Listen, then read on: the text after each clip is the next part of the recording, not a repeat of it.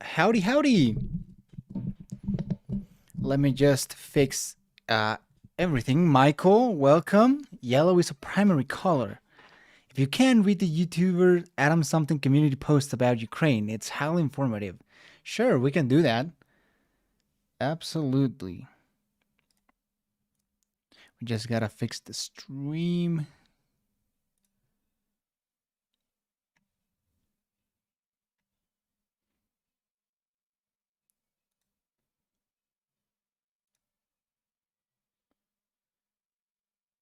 Hello, Thomas. Good to see you, brother.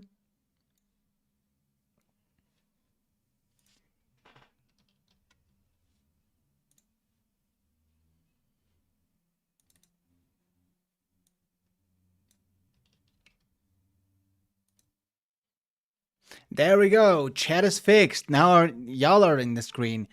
Welcome. How are you guys doing? You know, the world's pretty crazy right now, but I'm feeling very optimistic about the whole situation.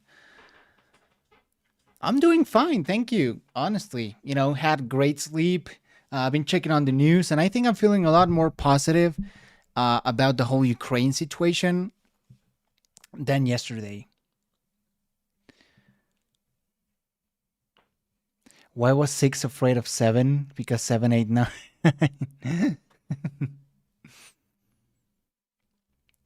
You can see r/r Ukraine. Oh, yeah, sure. So today is going to be another Ukraine stream.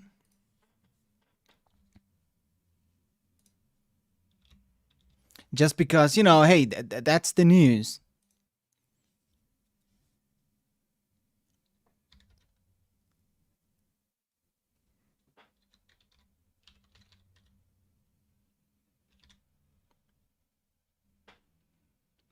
Video report.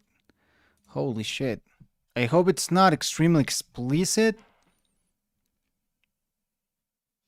Okay, perfect. So we got President Zelensky, the president of Ukraine, latest speech. This was released 7 hours ago, so maybe it's not the latest, but I mean, this war moves extremely quickly. The president of Ukraine is Chad. I know. I mean, he really has some balls, man. Do you think Putin will commit a false flag genocide in Lushansk to justify his invasion?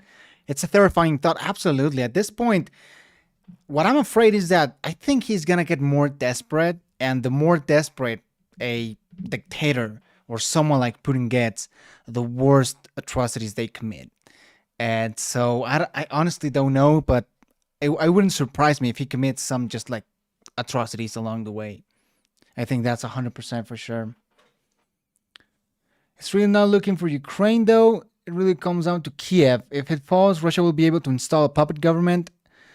That is true, though, but it seems like the economics of Russia aren't really good. I mean, I was reading that the Russia is costing like $20 billion per day, which is insane, and Russia doesn't have that kind of money. On top of that, all the sanctions are being really harsh. And if there's one person that Vladimir Putin listens to, it's all the oligarchs, all his oligarch friends. And at the end of the day, if you hit them, they're going to start wondering if this war is really worth it. And then you have, some Russian people protesting, which that has never happened, at least on like modern Russia's history. I don't know. I think it's dangerous. And right now, as we're speaking, there's fighting in Kiev. There's videos of Chechen troops allied with Putin on their way to Ukraine. Oh, that's horrible. І успішно відбиваємо атаки ворога.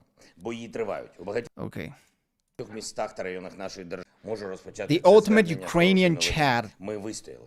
І успішно відбиваємо Successfully атаки repelled ворога. enemy attacks. Бої тривають. У The багатьох fighting містах та continues in районах many нашої cities. держави, але ми знаємо, що ми захищаємо країну, землю, майбутнє дітей. Київ та ключові міста навколо столиці контролюються саме нашою армією. Окупанти хотіли заблокувати центр нашої держави і поставити тут своїх маріонеток, як у Донецьку. Ми зламали їхній задум, вони не отримали жодної переваги над нами. На наших вулицях That's true, though. I think Putin was totally waiting for like a very quick war, He was waiting for some sort of blitzkrieg. Києва, у Василькові, у Вишгороді, навіть у навколишніх полях тривала справжня Битва за My Київ. best regards to Ворог Wyoming. застосував проти нас Never been усе: to Wyoming, but seems like a ракети, pretty cool place. винищувачі, безпілотники, артилерію, бронетехніку, диверсантів, десант. Окупанти б'ють по житловим кварталам, в тому числі з реактивної артилерії. Намагаються зруйнувати Ukrainians енергетичні are об'єкти. doing У них дуже підла honestly better than I Зруйновані expected to. ракетами та артилерією житлові будинки – це остаточний аргумент для світу, щоб разом з нами зупинити окупаційне нашестя. Кажу це максимально зараз відверто. Народ України вже заслужив і має право отримати членство в Європейському Союзі. Це і буде And that's the thing, though. The Ukrainian people, they want to be part of the EU. You know, that's what they want. And I can't blame them. You know, why would you want to be a Russian puppet state? Have you guys also heard about China? That was super interesting that China apparently is not very positive about Russia invading Ukraine. That's shocking. Another shocking thing, Turkey is apparently blocking access to the Bosphorus Strait. There we go. Turkey bans Russian warships from entering the Black Sea. This is huge. Also, the Chinese, and I wonder if we can see it on the map. No, there's no Chinese official like sanctions or anything, but apparently they're not happy about it. And that's really interesting.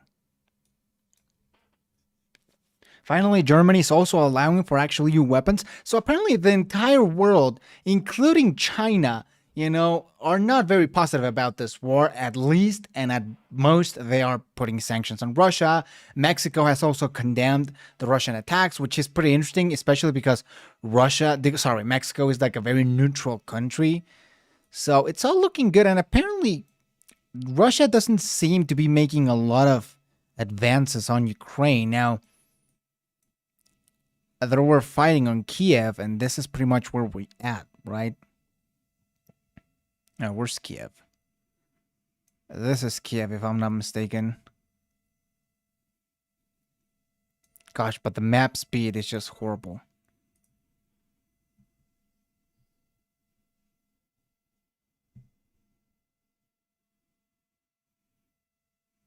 Nice. You know, I feel good for the teams, you know, kind of using their platform to send a message.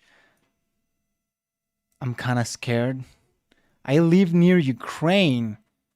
Oh, that must be scary. Where do you live? Poland. I think if you live in Poland, that's pretty safe.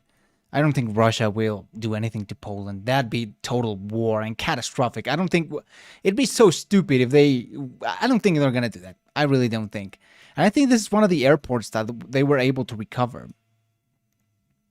So here we have a group of Russian saboteurs destroyed in Darnitsky, the district of Kiev. Yeah. Then we have another plane.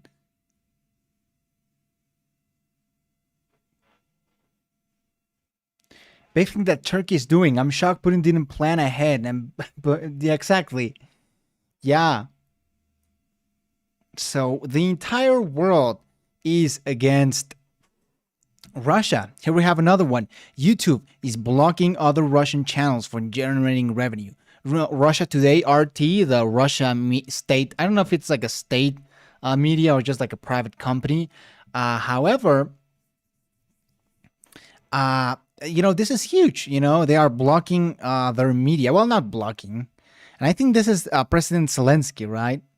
Putin's problem here is that if Ukrainian President Zelensky dies, he's a martyr. If he lives, he's a hero. Exactly. And this is the ultimate chat, you know? Look at it. You know, you don't see... It's sort of old school to see a president fight for their country. It sort of reminds me of Teddy Roosevelt wanting to fight in like World War One. But you don't really see this happening. And it's cool. It's super cool.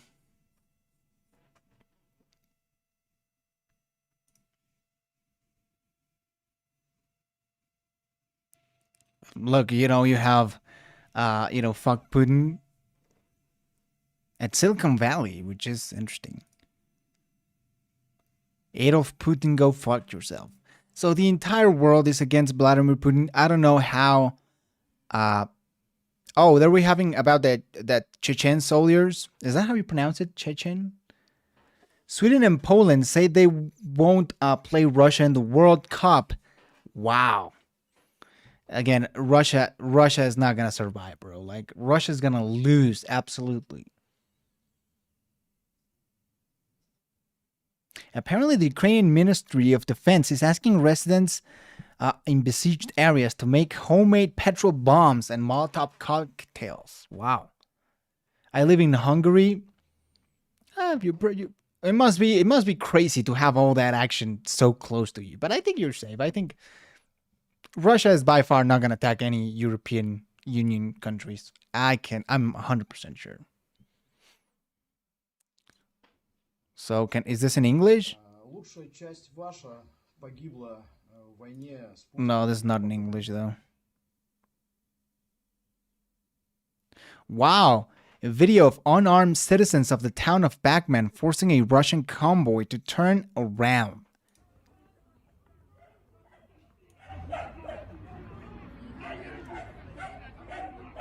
What's up, Orad? How are you doing?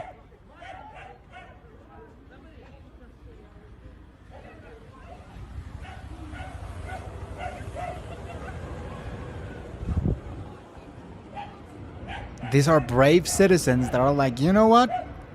We're not gonna fucking take it, dude.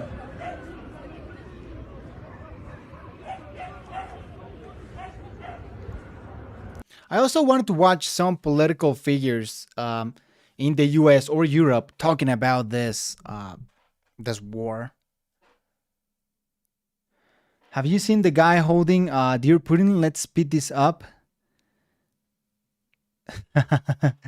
To you offing yourself in a bunker. God damn, it was savage. That seems pretty savage.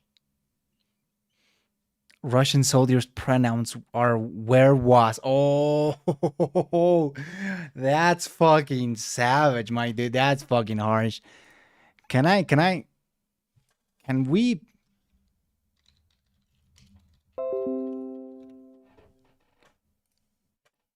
Shit.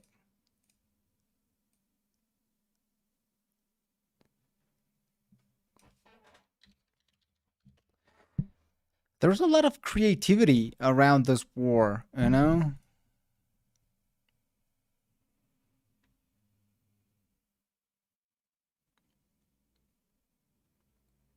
But I can't find it. Definitely.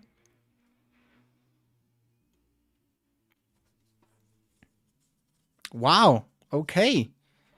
Russian soldiers use Ukrainian uniforms to attack the Ukrainian army. So this is some old school tactics too. Damn, look at Zelensky, bro. He's just, he's kind of badass, all right?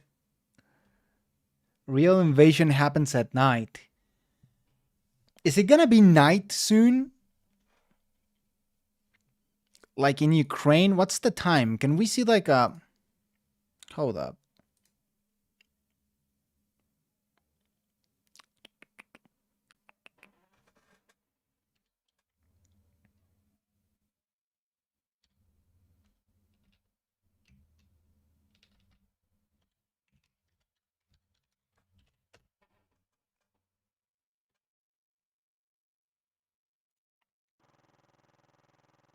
Oh, it's night, apparently.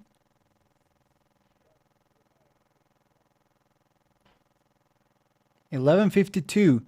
So if something's gonna happen, where's that sound coming from? Can you guys hear that?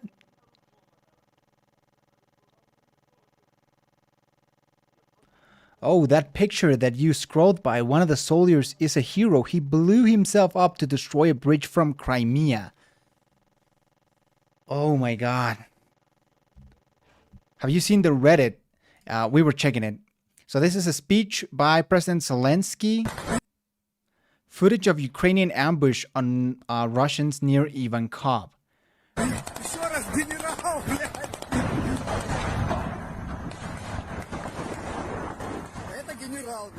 I just hope it's not something too explicit though, because look at those rocket launchers, bro. Just fucking scary.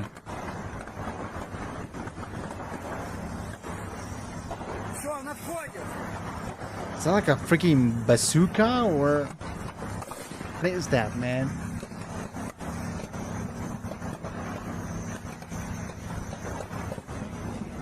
All right. So yeah, don't trust if they say Russian or Ukrainian. Oh damn. Those are burning hard, bro.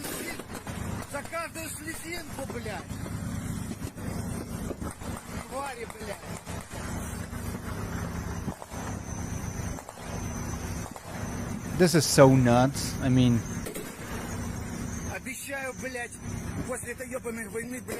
guys, I have a question. Would you fight in like a war if your country asked you to fight? I don't know, bro.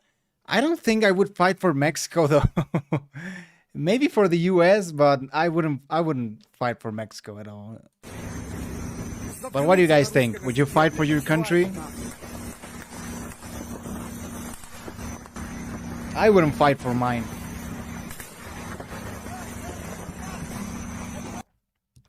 Damn.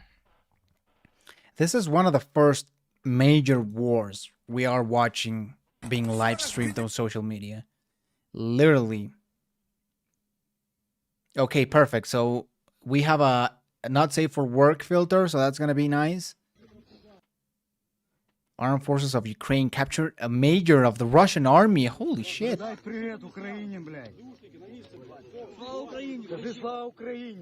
Кричи, сука, тварь! Ты подивись, хто это, сука! Майор ёбаный, нахуй!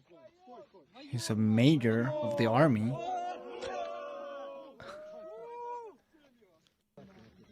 I mean, like you guys said, we can't really trust this 100%, but Иди сюда. Папа, выходи. in South Ukraine, ex-mayor Andriy Stulin put up paint marks for a Russian aircraft. He was caught by ordinary people. What? Выходи быстро. Стой нахуй. Maybe it depends the country we're fighting. Yeah, Стой на месте, не иди никуда. Выйди сюда. I would defend. Давай, нет, никуда ты не Yeah, I идешь. would. Всё, ты Depends on the enemy and the cause of the war. Yeah, that's true though. It really depends. Богдан, помогай. Like if it's a stupid war, then that's. Тебя сейчас прилетит. So is this guy like a traitor? Мне похуй. Стой на месте. It depends on the war for sure.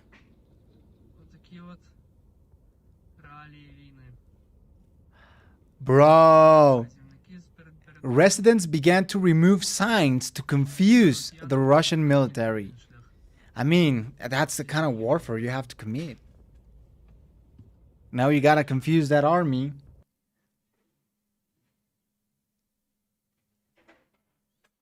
Oh, the hurricane and typhoon fan? For sure, yeah, you know. Oh. They caught a saboteur who drew tags and then stabbed the guy who saw it. A bomb? Okay. Gosh, we're gonna get demonetized again, dude. Well, fuck it, you know? Let's do it. Was marking buildings so Russian aircraft would know what to destroy. That's so messed up. Yeah, basically a traitor.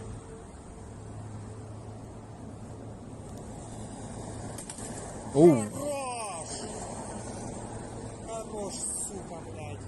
Yeah, fuck you, dude. Hell yeah. I would definitely do stuff like this, you know? Ukrainian guy says, Russians gonna die. Подъехала суета, пизда вам москалі єбучі, блядь, буду вас палити. Що ти дракони обали? Готові к новому подпалу, блядь? Пизда вам, суки, єбачити будемо, блядь. Damn. Russians gonna die. How's the fighting in Kiev? What's happening? So we got President Zelensky, you know, a badass, love the guy.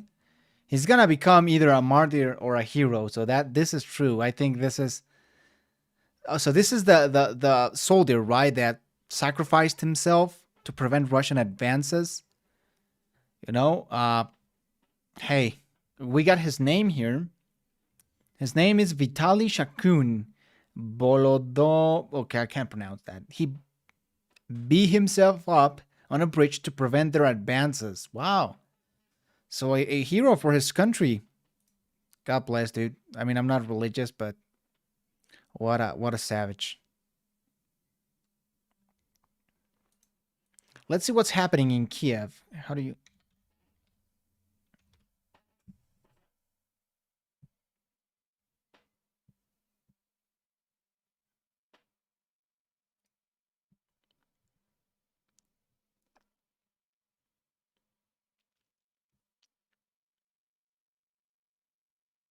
Holy crap.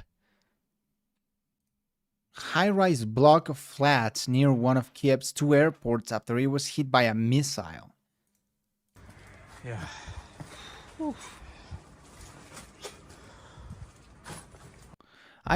I think I left you a comment asking for the channel because I couldn't find. I was looking for the Typhoon documentary, but I couldn't find one with that name. So if you can leave me the channel, that'd be great because I couldn't find. There are multiple documentaries. I mean, these pictures, they look like this is Iraq or Syria, you know? Yeah. But nope, it's in Europe. This fucking shit is happening in Europe. Structurally, this is... Hello, Fritos. How are you doing, brother? This is not very stable. So I'm not gonna venture too far out. Man. And this is happening at Kiev. Okay, this is in Arabic. Melitopol.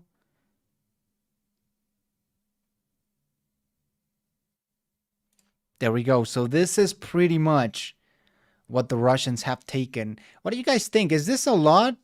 Because I think Vladimir Putin was expecting, something quicker, you know? However, they are extremely close on Kiev.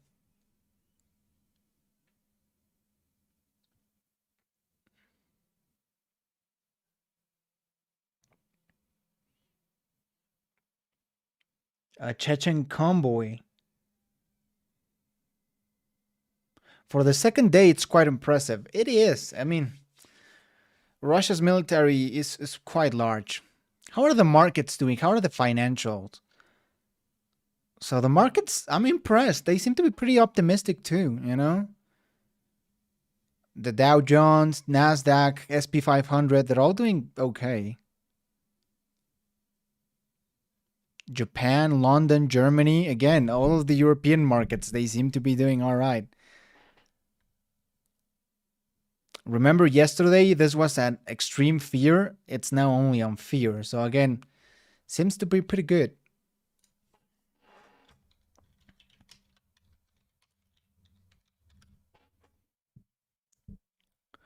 Hola Juan, ¿cómo estás? The channel name is Blue Glove. It's all caps. Got you, bro. I'll upload it soon. I just wanted to know the channel name, but I'll upload it soon. Stock market rebound on Russia's sanctions. No. Well, whatever. We can watch some videos. Do you guys want to watch? There's this. I think Real Life Lore made one. And you guys were also saying, what if Outlist made another one, right?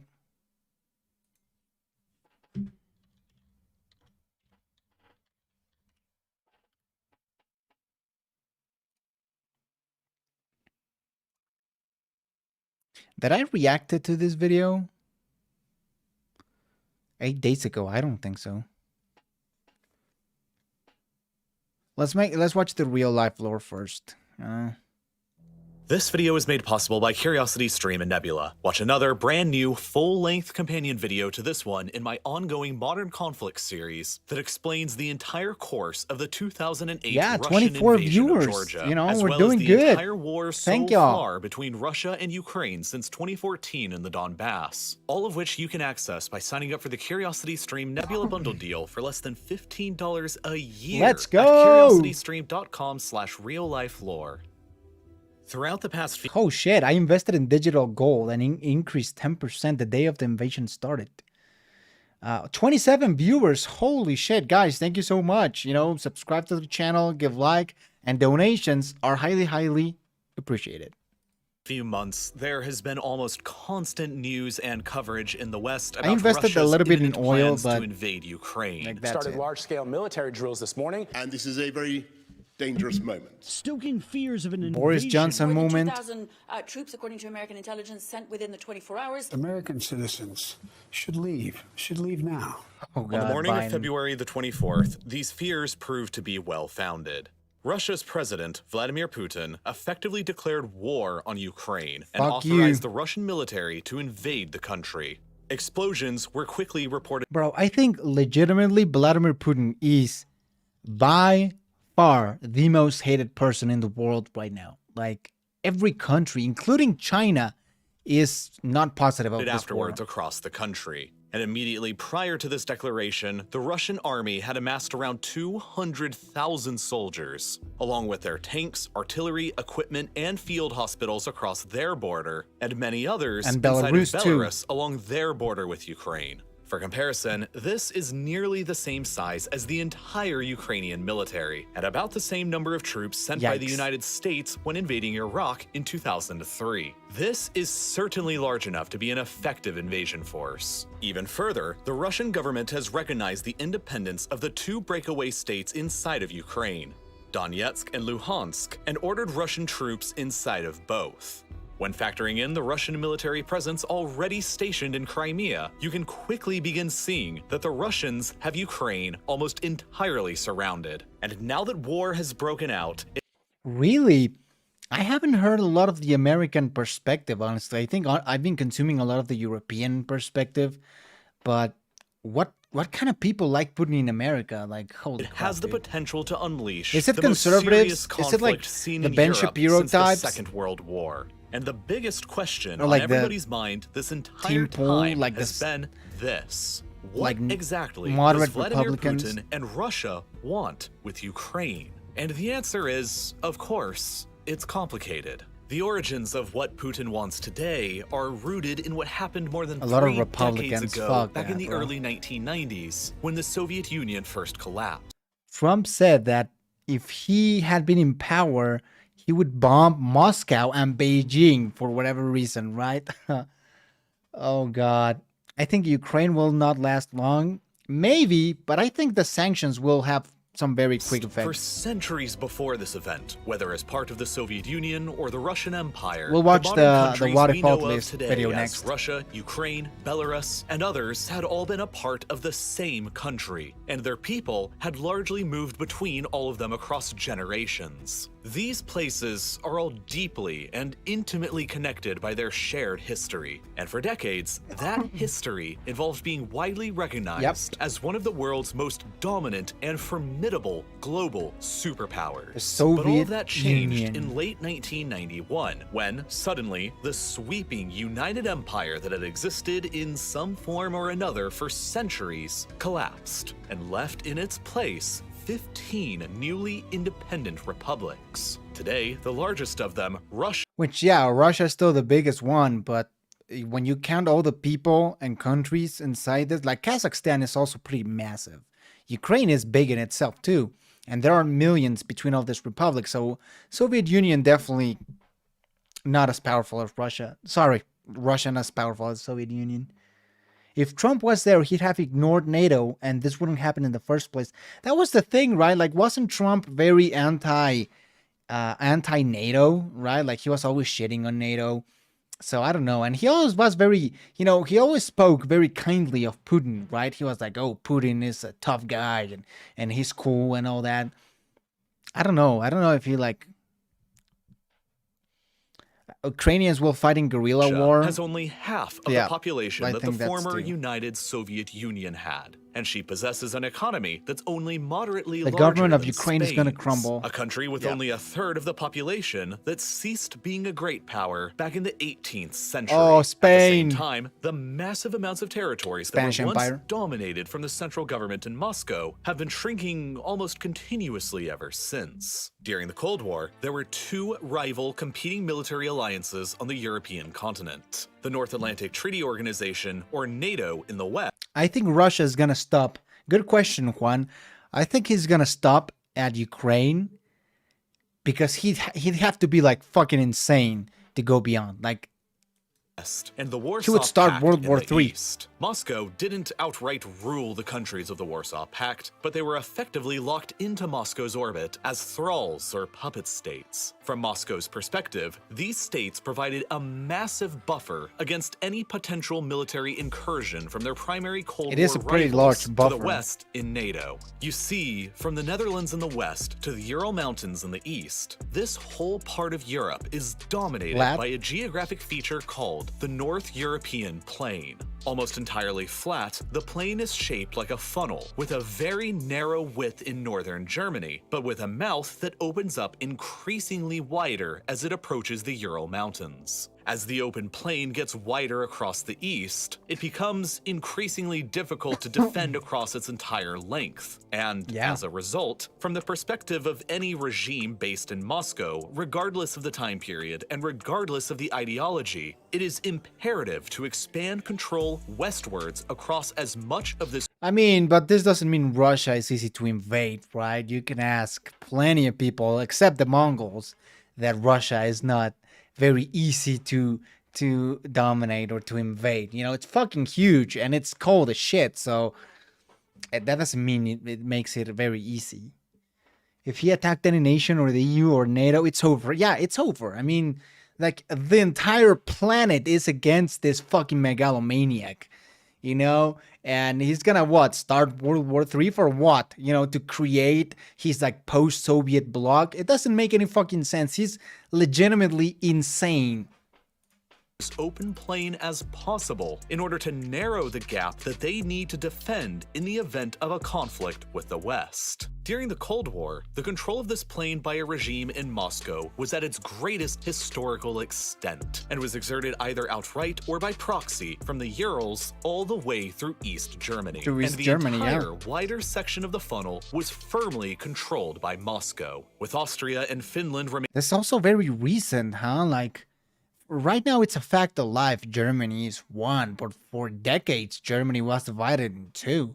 So, I don't know, it's fucking insane to think half of Germany was Soviet. Remaining neutral, and Yugoslavia a non-aligned communist state. The only If fronts that Putin is Moscow concerned, at the he'd time be had more to truly dangerous. worry about against NATO That's were true, across though, the Sudetan and that's the Mountains, scary part. the Black Sea, and a narrow line across the North European plain in central Germany. All easily defensible positions. Any invasion of the Soviet world from the west across these geographic frontiers would have been incredibly difficult. But in the 30 years since 1991, the situation has changed dramatically against Moscow's favor. Today, the former Warsaw Pact territories of East Germany, Poland, Czechoslovakia, Hungary, Romania, and Bulgaria are all a part of NATO, while the former Yikes. Soviet republics themselves of Lithuania, Latvia, and Estonia all are as well. This reality has pushed the NATO front lines significantly further to the east across the wider section of the North European plain, and has separated Russian territory between the mainland and the Kaliningrad exclave here across what's known as the Suwalki Gap.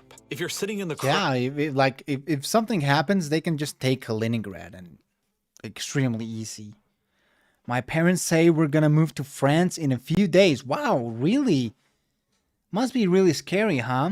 Russia has little natural borders. Even in Asia, there's a huge plain where the Mongols and others invaders came from. That's true. Well, good luck. France, it's a nice place, so I'm sure you're gonna enjoy it. And I'm sad that you have to leave your home country, you know? Kremlin in Moscow, and you still believe that NATO is a hostile military alliance, or could become one in the future, then this situation understandably looks pretty grim. But it's not totally lost yet. In the years following the breakup of the Soviet Union, many of the newly independent republics established and joined their own military alliance called the Collective Security Treaty Organization, or CSTO, which in Europe consists of Russia, Belarus, and Armenia, but not Ukraine, which has remained a sort of neutral zone between NATO and the. Here's what I don't understand. What's Putin so afraid of? Like, we don't live in Cold War times, bro. NATO is not gonna attack you. They are not gonna invade you. It's just so fucking so many lives, so much money wasted for nothing. I think China's stance changed a bit because Putin recognized Ukrainian provinces. It kind of gives a chance for Taiwan to, if they want to be independent. True. Well, I mean, that's West true, and though. the CSTO in the East. And now, within this lens, you can easily see why Ukraine is currently and always will be a geographic core Squashed. interest to Moscow. If Ukraine is within Moscow's orbit, then it pushes the CSTO's and Moscow's defensive lines to the Carpathian Mountains in the southwest, and it narrows their exposure across the North European plain to only the eastern border of Poland. If China invades Taiwan, like, that's when shit really is gonna start, you know? Like, it's gonna be messy.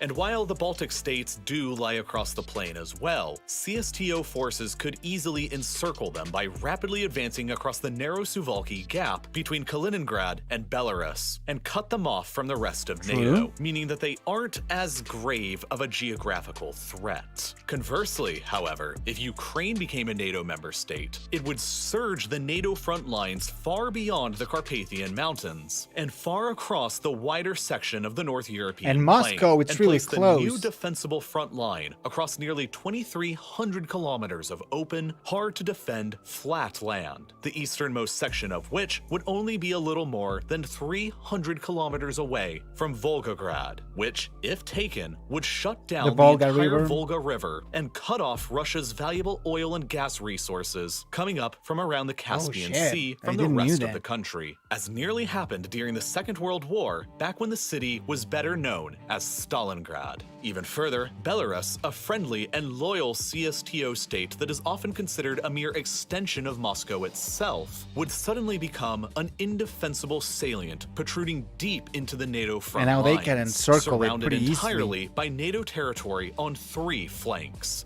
Thus, Ukraine's outright control by Moscow, or at least neutrality, is essential to the defense of the CSTO and Russia, if you believe that NATO is a hostile aggressor or could become one in the future. But all of this is really only the beginning of what Russia and Putin want from Ukraine. The biggest thing they want of all is energy. While their overall economy is little larger than Spain's, Russia remains a global superpower through the lens of energy resources, and it's specifically oil Natural and gas gas, that is the oil. most critical component to understand about Russia's worldwide ambitions. Across multiple vast oil fields, Russia is the world's second largest producer of oil, ahead of even Saudi Arabia, while at the same time, Damn. Russia also possesses the world's But you know what?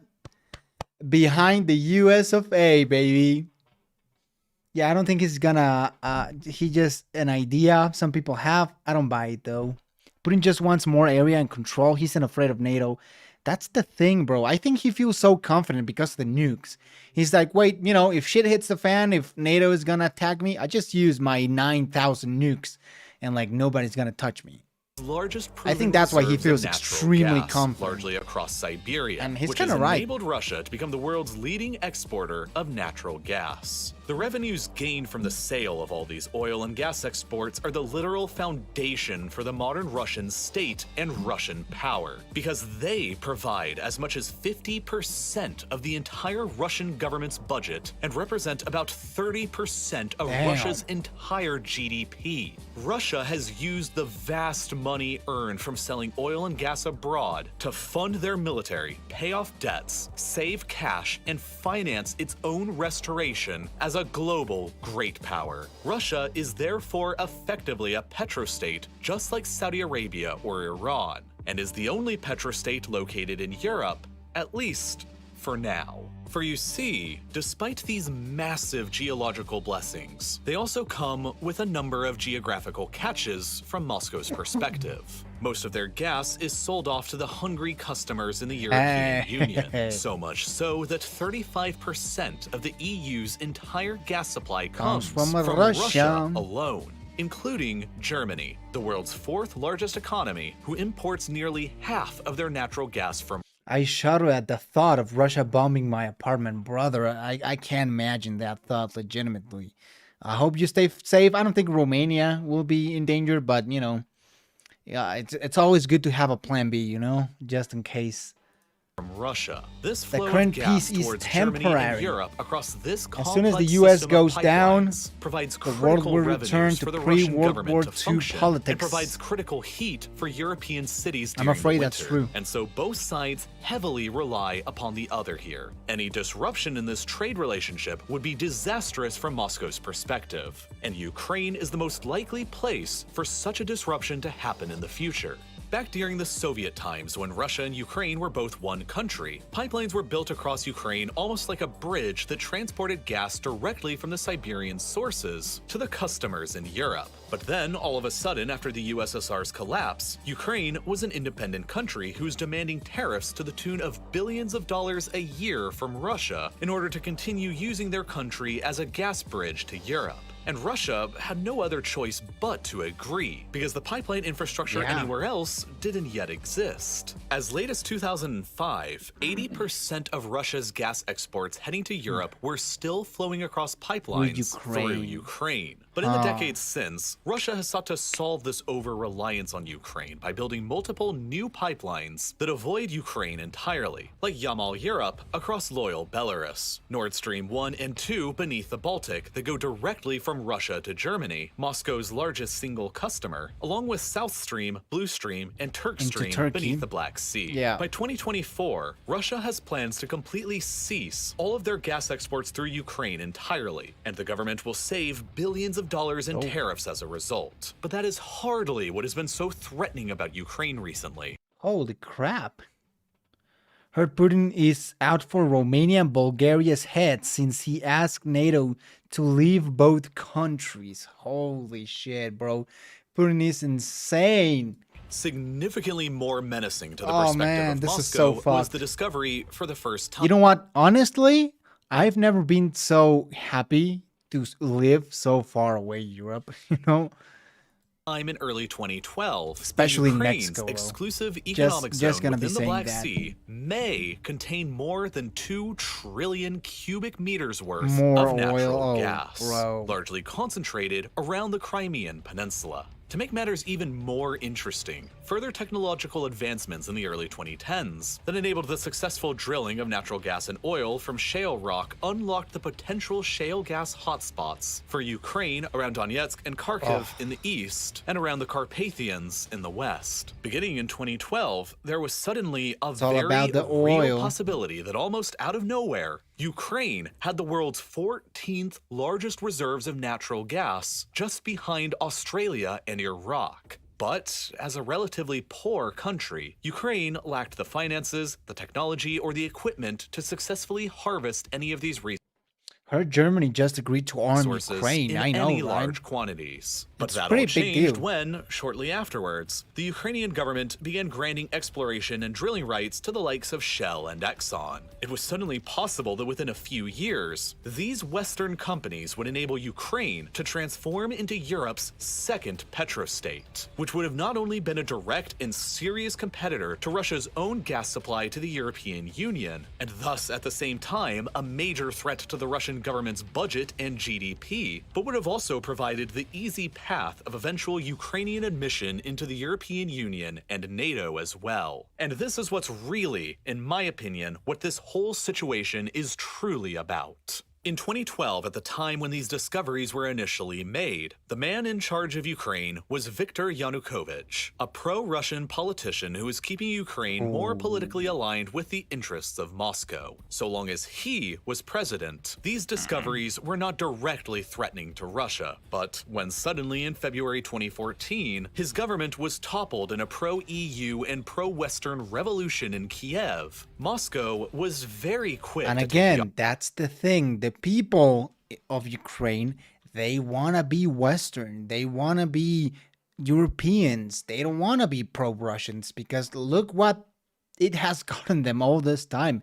Even like before the Soviet times, the Russian Empire, they've always had control over Ukraine, or at least partial control. I don't really know the Ukrainian history that well, but they want to be part of the EU. The opportunity And I to can't blame invade some them. of Ukraine, seize the Crimean Peninsula, and annex it in the name of historical claims and protecting ethnic Russians. Exactly, But by yeah. seizing Crimea, the Russians also took direct control of 2/3 of Ukraine's coastline and, by extension, the vast majority of Ukraine's maritime exclusive economic zone. And, most critically, an estimated 80% of Ukraine's potential offshore oil and gas reserves. In addition, billions of dollars worth of drilling equipment and other assets in the peninsula were seized by the Russians, all of which completely crippled the Ukrainian government's future potential to challenge Russia's gas supremacy in Europe. To make matters even worse, from Ukraine's perspective, the areas of Ukraine that are the most rich in shale gas are located very near to the most major conflict zones encouraged and funded from Moscow, with the Donetsk and Luhansk rebellions here and the Antarctica is the most peaceful continent. Lol. Yeah, those penguins must be feeling real Transnistria happy. breakaway republic in Moldova over here, which, in my view, is not a coincidence. As a result, Shell and Exxon both backed out from all of their contracts with the Ukrainian government shortly afterwards, leaving Ukraine with no capability to extract the remaining resources themselves, and no capability to challenge Russia's occupation of Crimea. From the perspective of Putin and his regime, these were all mandatory actions to take in order to curb a Western-oriented Ukraine from ever selling major supplies of gas to Europe that would threaten his own regime's primary source of wealth and power. Ukraine had to be dismembered to protect himself and the other oligarchs who are in power. But there's more. Under Putin, Russia There's can't more? ever give Crimea back to Ukraine on, because it would man. surrender the entire exclusive economic zone and all of the gas resources within it back, along with the strategic port city of Sevastopol, one of the very few year-round ice-free ports that the Russian Navy can use and needs to operate throughout the Black Sea and the Mediterranean. If Crimea was ever returned to Ukraine, Which, by the way, today just Turkey blocked the access for Russian warships, so that's pretty and cool. Ukraine joined NATO, they would regain their ability to threaten the Russian government's primary source of revenue, and the Russian Navy's most geostrategically valuable port would be lost forever. But Ukraine has some pressure that it can and has been applying itself. Naturally speaking, the geography of Crimea is that it's almost an island, only loosely connected to the rest of Europe and covered by dry and arid steppes and some Almost, salty marshes with but very not little fully. fresh water for people or agriculture. Prior to the Russian invasion and annexation, the vast majority of Crimea's freshwater supply, like 85% of it, came down into the peninsula from a canal built during the Soviet era that diverted water from the Dnieper River. But after the Russians took it over in 2014, the Ukrainians weren't exactly in the mood to continue There has never been a big war in Antarctica, only of course the Penguin Wars. I think Turkey hasn't blocked anything. It was fake news, really. sending down the water, we're gonna and need they to filled check up the that. canal within their remaining borders to the north with cement and blocked the flow of all this water down into the now Russian-occupied Crimea. As a result, Crimea has ever since been essentially dying a death from 1,000 cuts, as it steadily recedes back into the dry and arid steppe of history, while modern climate change is only making everything even worse, yeah. as 2020 was the driest year ever on record in Crimea since record-keeping began 150 years ago. Erdogan As hates a the result, West. the Russian government is struggling to maintain Yeah, its I'm pretty hold. sure they The blocked capital it city, too, but- Simferopol's reservoir is today less than 7% full, Wow. and the city has been having to ration water supplies. Okay. So we got Transnistria in Moldova. We got the Luhansk and I forget the name of the other one. I can't pronounce it. And then we have Crimea and the whole water situation. Is it that Putin maybe wants to take southern Ukraine? Like, Even Is that after what the we're Russians watching built a right nearly now? $4 billion bridge across the Kerch Strait here to connect the peninsula over to the Russian mainland, shipping in water is difficult, and life for the more than 2 million people on the peninsula is getting harder after the annexation, not better. Oh yeah, The Moldova Russian would be an government easy is having target to for spend Russia. billions of dollars a year to financially prop up Crimea, and it's largely all because of this canal being shut down by the Ukrainians over on the other side. And Ukraine is obviously not in any kind of mood to open it back up again. As a result, the current crisis in Ukraine can also Understandable, be seen you know, through the lens considering of the climate context. and water conflict. And it's one of the biggest reasons why Russia Yo, there's a lot of water conflicts that are really gonna get bad, you know? We have like Sudan and Egypt. We have what? India and China. That's a fucking massive one. We have, of course, now Crimea. is And there's doing more, what it's you know, doing but- now. The current Prime Minister of Ukraine, Zelensky. has stated on multiple occasions that the primary goal alpha going chat. forward for the Ukrainian nation is the reclamation of the Crimean Peninsula from Russia. Currently, Ukraine has no realistic capability to challenge the overwhelmingly more powerful and capable Russian military. But in the future, were Ukraine to join NATO and a murky conflict breaks out between Yay. themselves and Russia over Crimea, or in the eastern rebel-occupied Donbass, where it may be unclear who Donbass. started it, it's hypothetical that Ukraine could trigger Article 5 of the NATO treaty, which states that, quote, if a Yikes. NATO ally is the victim of an armed attack, each and every other member of the alliance will consider this act of violence as an armed attack against all members and will members. take the actions it deems necessary to assist the ally attacked. Therefore, in the future, the fear of Hey, those get that, in power bro. in the Kremlin is that Ukraine will bring in the rest of NATO to fight Russia in taking back Crimea. And that is a war that Moscow knows it will lose.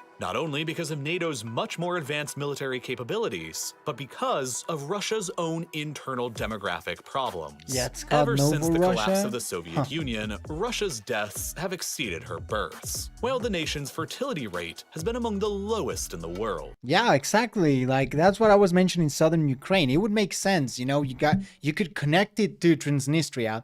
You can connect it to Crimea and all of its water, the canal, and then you have Lushanka and Donbass, which again are connected to southern Ukraine. And so the I country's don't know, population man. has been shrinking almost continuously. Thank God ever Romania since. is in NATO. But Yeah, since the true. COVID-19 pandemic began in 2020, this shrinking population problem has only gotten even worse. And Russia is currently undergoing its largest peacetime decline in people ever. In all of recorded history, even worse than during the 1990s, right after the Soviet collapse. Right now, Russia has around 25 million men within the country who are of military service age. But the government knows that as time continues on, They're that gonna potential decrease. pool of manpower is only going to get smaller and smaller. Therefore, it could be reasoned behind the inner walls of the Kremlin that the longer Russia waits to act upon Ukraine, the more difficult it is going to become in the future, and so the earlier, the better. Now, by occupying Crimea and by maintaining conflicts in the Donbass region of eastern Ukraine, Russia has so far succeeded in keeping Ukraine out of NATO. And by building up troops along the border and hosting joint military exercises in Belarus, Moscow is further able to signal to Ukraine that they are in danger, which can panic investors in the Ukrainian government and damage the economy even further, and which forces And that's Ukraine another to one. spend even more money on their own military and defense, taking away vital cash that they could be using to further develop their own natural We can exterminate Romania in 24 hours. Holy shit.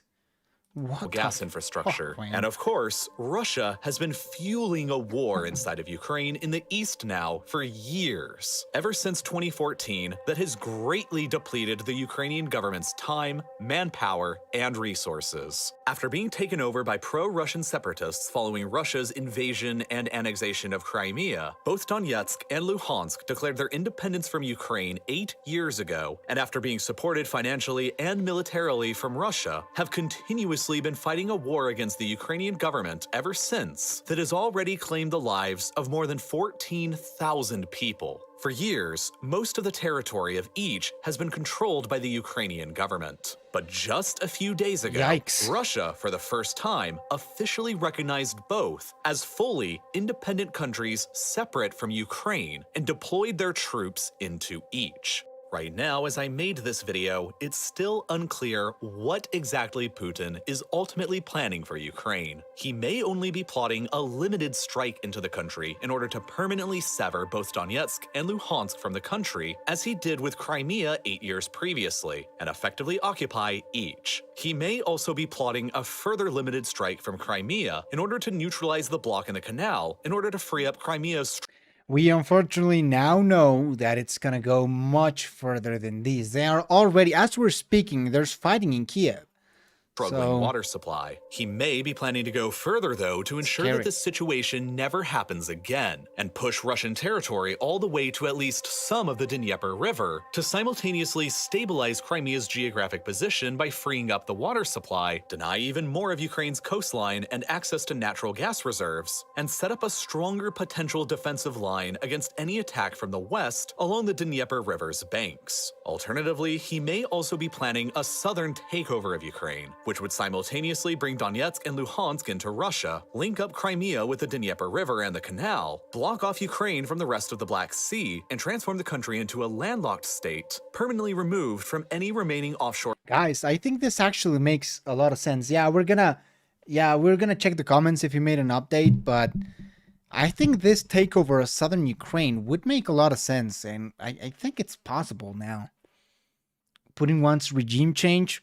Or gas Also- deposits, and link up mainland Russian territory with both Crimea and loyal Transnistria in the west. Or he may really be planning an all-out assault to take over the entire country, so as to guarantee that Russia and the CSTO's defensive lines against NATO are pushed further back towards the more narrow opening of the North European plain between the Carpathian Mountains and the Baltic Sea across the border of Poland, and in so doing, guaranteeing that Ukraine will never be used against them and that Belarus will never become an indefensible salient. From there, Russian provocations into Moldova are almost a certainty next. Another former Soviet state who isn't a member of NATO and conveniently already has a pro-Russian breakaway state that Russia will eventually get around to recognizing as well. Transnistria. It's all a part of Putin's repeatedly stated goal of bringing back the old Soviet and Russian Empire for the 21st century. Now that Putin has chosen to invade, it's not entirely clear what's happening as the facts on the ground are rapidly developing. But what is clear are Putin's demands. He has demanded that the West agree to 3 main terms. 1. That Ukraine He wants a at least neutral Ukraine, so no Ukraine in NATO, no Ukraine in the European Union, which I think is fucking ridiculous. never be allowed to join the NATO alliance. 2. That NATO and the United States withdraw all of their armed forces from Eastern Europe back to the pre-1997 boundaries of NATO, ending in Germany, effectively abandoning Poland, the Baltic states, and much of the rest of Eastern Europe. And that 3. NATO and America agree to freeze the NATO alliance as is and rule out any future expansion of new members. And that the alliance So, no Finland, no Sweden, no Moldova, no Serbia, no, hell, even Austria. Like, looking at the Snake Island tragic loss on live makes me wish they kept the island instead of giving it to Ukraine. To be honest, Putin's main goal is definitely a regime change plus taking southern and eastern Ukraine. True. I thought it was just going to be eastern Ukraine, but this video really makes a lot of sense on they could really want southern Ukraine for the water, connecting it to Moldova, and having all of Ukraine's coast. Yikes, man. Snake Island was Romania until 2009. Wow. And then Putin just took it over. Russia cannot occupy Ukraine. He wants a puppet either, or to federalize Ukraine. That's true, though. That's another thing. They can't afford to occupy Ukraine, especially considering that the Ukrainians would absolutely get some guerrilla warfare inside Ukraine, and they can't afford that. But I don't know. I think they might take some land. Maybe a little, maybe a lot. will not hold any military drills in Ukraine, Eastern Europe, or in the Caucasus without prior Russian consent. The West and NATO, of course, will never accept any of these terms, and Putin must know this. But through the lenses of geographic security, the economics of oil and gas, the changing climate, the shortage of water in Crimea, and Russia's own sensitive internal demographic crisis, crisis, it's clear to see what Russia's primary concerns are with Ukraine, and only time will tell how Russia and Vladimir Putin act upon those concerns. But by analyzing how Putin has acted before during times of crisis, we can likely figure out how he'll act again in the future. The recognition of both Donetsk and Luhansk as independent countries and the deployment of Russian troops into both, before launching the full-scale invasion across the entire country next, mirrors a striking, uncanny resemblance to exactly what Putin and the Russian government did against Georgia 14 years previously, back in 2008. Back then, the Russian army invaded the country of Georgia in what would ultimately become the first European war of the 21st century. Two pro-Russian breakaway provinces inside of Georgia, Abkhazia and South Ossetia, were each recognized by Russia as fully separate and independent countries, and then, by using the pretext of Georgian occupation of both, Russia deployed troops into both and, from there, initiated a full-scale land, sea, and air But which was interesting because they didn't annex Georgia, they didn't took more land, they didn't even annex South Ossetia or Abkhazia. So I think now it's different, you know, because it has to do with NATO and the EU. They are a lot more desperate. Putin wants the land they controlled in 1946 and what Germany controlled in 1939, so like East Prussia and all that. Holy shit. invasion across the rest of Georgia. Let's see if they made an... Yeah, I think they... he made an update. Honestly, I don't know what to say. Let's make it bigger. Honestly, I don't know what to say. Words can never convey the horrors going on in Ukraine today, and I never expected these events to pass. I began making this video 5 weeks ago, and I genuinely was not expecting the invasion to take place a few days ago. Once it did, I struggled with whether or not I should still release this, and ultimately decided that it still offered valuable perspective and went ahead. My heart and full support is with Ukrainian people and the Russian people who did not want this war. Same, honestly. Across the 12 days of intense fighting that followed, the Russians occupied both Abkhazia and South Ossetia within Georgia. That's interesting, you know, Finland is not part of NATO, so anything could happen. Solidified their de facto independence, and effectively dismembered the country, displacing nearly 200,000 people and causing Georgia to sever all diplomatic relations with Russia. However, it was, in the end, a decisive victory for Russia and for Vladimir Putin, as it kept Georgia from joining NATO, and at a time when NATO and the West were more distracted by the quagmires of Iraq and Afghanistan, there was little international attention, let alone condemnation. It would only be less than 6 years later. I forgot about that. Yeah, Finland is part of the EU. Like, they can't invade Finland. You know, that'd be... Yeah, I think the European Union would step up for Finland, absolutely. When Putin would deploy the exact same kinds of tactics that he used against Georgia, against Ukraine... And that would be interesting, because would America step up if Russia invaded Finland, though? Finland is not part of the of NATO, but it's part of the European Union. So I think the EU would step up for Finland, but America doesn't have to, right? So that'd be an interesting scenario. I mean, interesting. I don't wish it to happen, right? But Crimea and the Donbass. And now in 2022, it once again appears that history is repeating itself in Donetsk, they moved their Luhansk, capital to and Moscow. Ukraine. True. Without a doubt, the Russian invasion of Georgia is absolutely critical to understanding how Putin's modern military strategy of dismemberment works, and in understanding what he might ultimately plan to do with Ukraine. But unfortunately, if I made a video about it on YouTube, it's a guarantee that it would get... Okay, so this is a sponsored time. This was cool. Go check out his channel. Of course, I think you all are subscribed to him. But anyways, go check the OG video.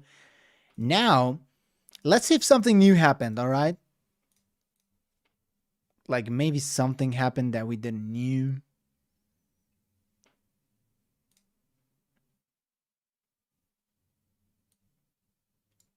"12 minutes ago, a Taka-U buster landed in Amurashiva today."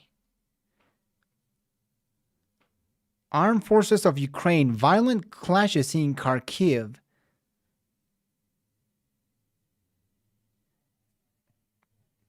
Ursula von der Leyen, we will paralyze the assets of Russia's central bank. This will freeze its transactions and it will make it impossible for the central bank to liquidate its assets. Damn, that's harsh. So nothing particular. Here's the Turkey. Let's watch the. Oh, we don't have it.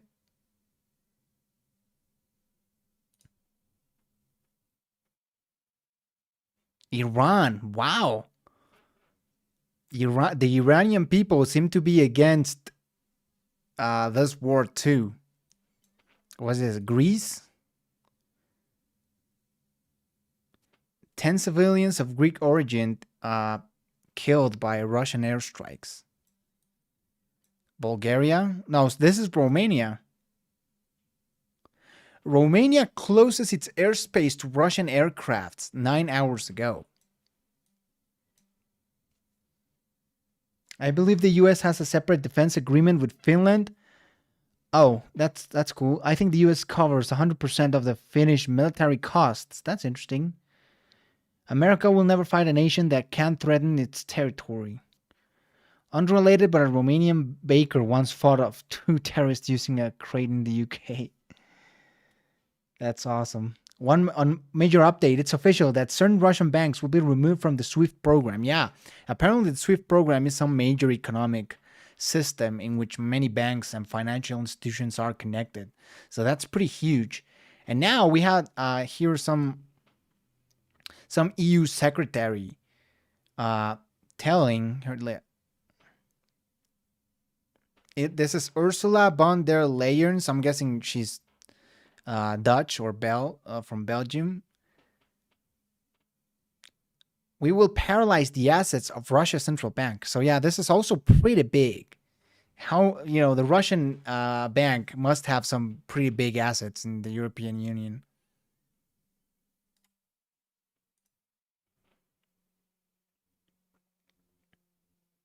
SWIFT serves over 11,000 financial institutions across the world and handles up to 42 million messages a day.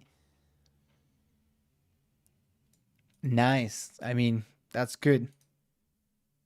So this is live. Again, there's live fighting in Kiev right now, and this is what it takes. We cannot leave. Kiev can't be lost, because they're going to commit regime change if that happens, I think. Oh, holy shit. Look at this, bro. Zelensky has turned down an offer by the US to evacuate him from Kiev. Wow. The captain's gonna sink with the ship. Imagine if he gets killed, bro. That's gonna be horrible, but he's gonna become the biggest hero Ukraine has ever had.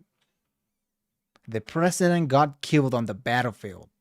That's gonna make him like a massive hero.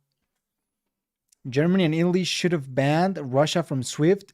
Don't give them an inch. Oh, they haven't done that? Damn. Do we have any news in Spanish? Sorry, in English. I don't want Spanish. Germany, 1 minute ago. Germany to supply Ukraine with anti-tank weapons missiles. The UN Refugee Agency says at least 150,000 refugees have fled Ukraine to Poland, Moldova, Hungary, and Romania. Have you guys had any contact with a lot of refugees? I mean, Emil, you are in Romania. Have you listened to something like this? The Union and its partners are working to cripple Putin's ability to finance his war machine. You tell them. I will now propose to EU leaders the following measures. First, we commit to ensuring that a yeah, forget about Chad, bro. He's gonna be the ultimate giga Chad, like the meme. certain number of Russian banks are removed from SWIFT. This will ensure that these banks are disconnected from the international financial system and harm their ability to operate globally. SWIFT is the world's dominant global interbank payment system. Cutting banks off will stop them from conducting most of their Finally, financial Germany transactions did something, I worldwide know. and effectively block Russian exports and imports. Second, we will stop Putin from using his war chest. We will paralyze the assets of Russia's central bank. This will freeze its transactions. Hell yeah. And it made it impossible for the central bank to liquidate assets. And finally, we will work to prohibit Russian oligarchs from using their financial assets on our markets. All of these measures. China is laughing at all of this. Yeah, let's what's going on in China? That's important. Do we have any news in China?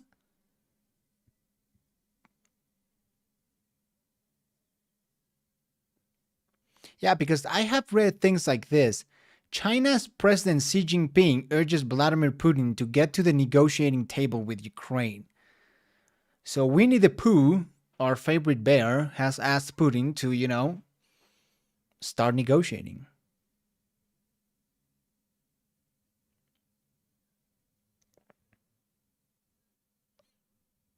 Every country from the US to China must participate.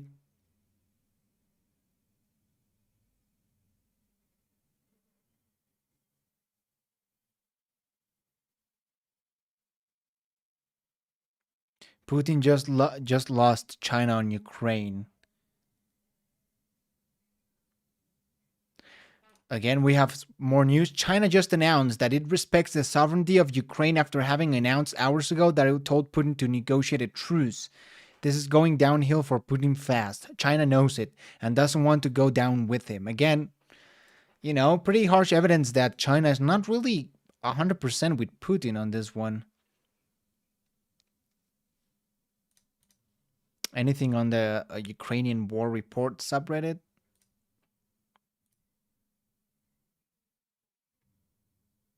Lots of red in the air. Irish reported stopped in Kiev. What do you mean stop?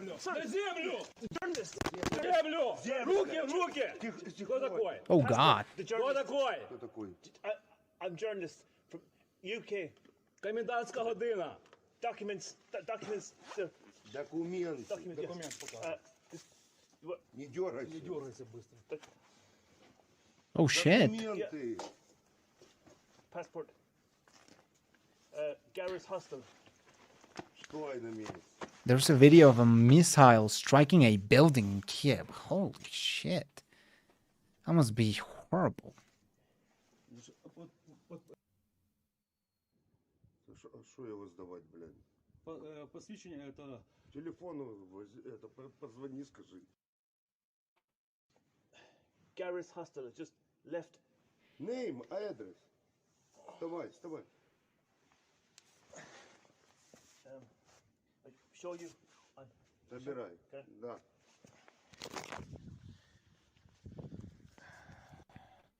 Okay, so nothing happened. Good.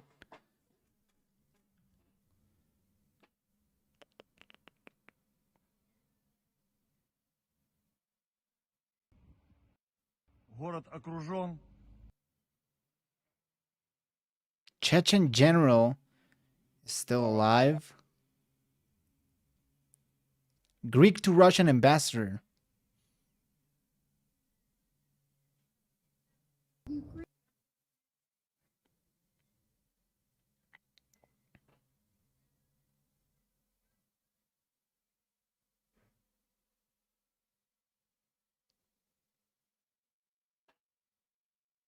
It was Russian. Oh, okay. Chinese gonna make Russia their puppet state. Exactly. Russia is gonna become China is gonna become the new Russia, and Russia is just gonna become a Chinese puppet at this point. And I think they know it. All right, let's watch the whole world is. the what if alt hist. Watching Eastern Europe and wondering if the supposedly peaceful continent of Europe will embark upon another war and if Russia will invade Ukraine. Even more importantly, will the US get involved? Putin has made many statements suggesting war is near, and many nations such as Germany and the US urge their citizens to leave Ukraine as soon as possible.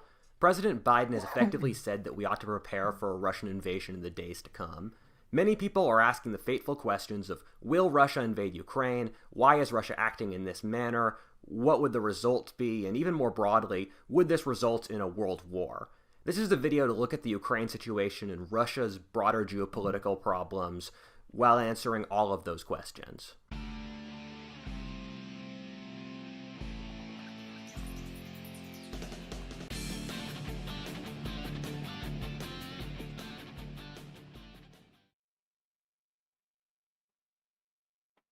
Keeping up with current situations can be a lot, and digging up on historical information isn't much easier, but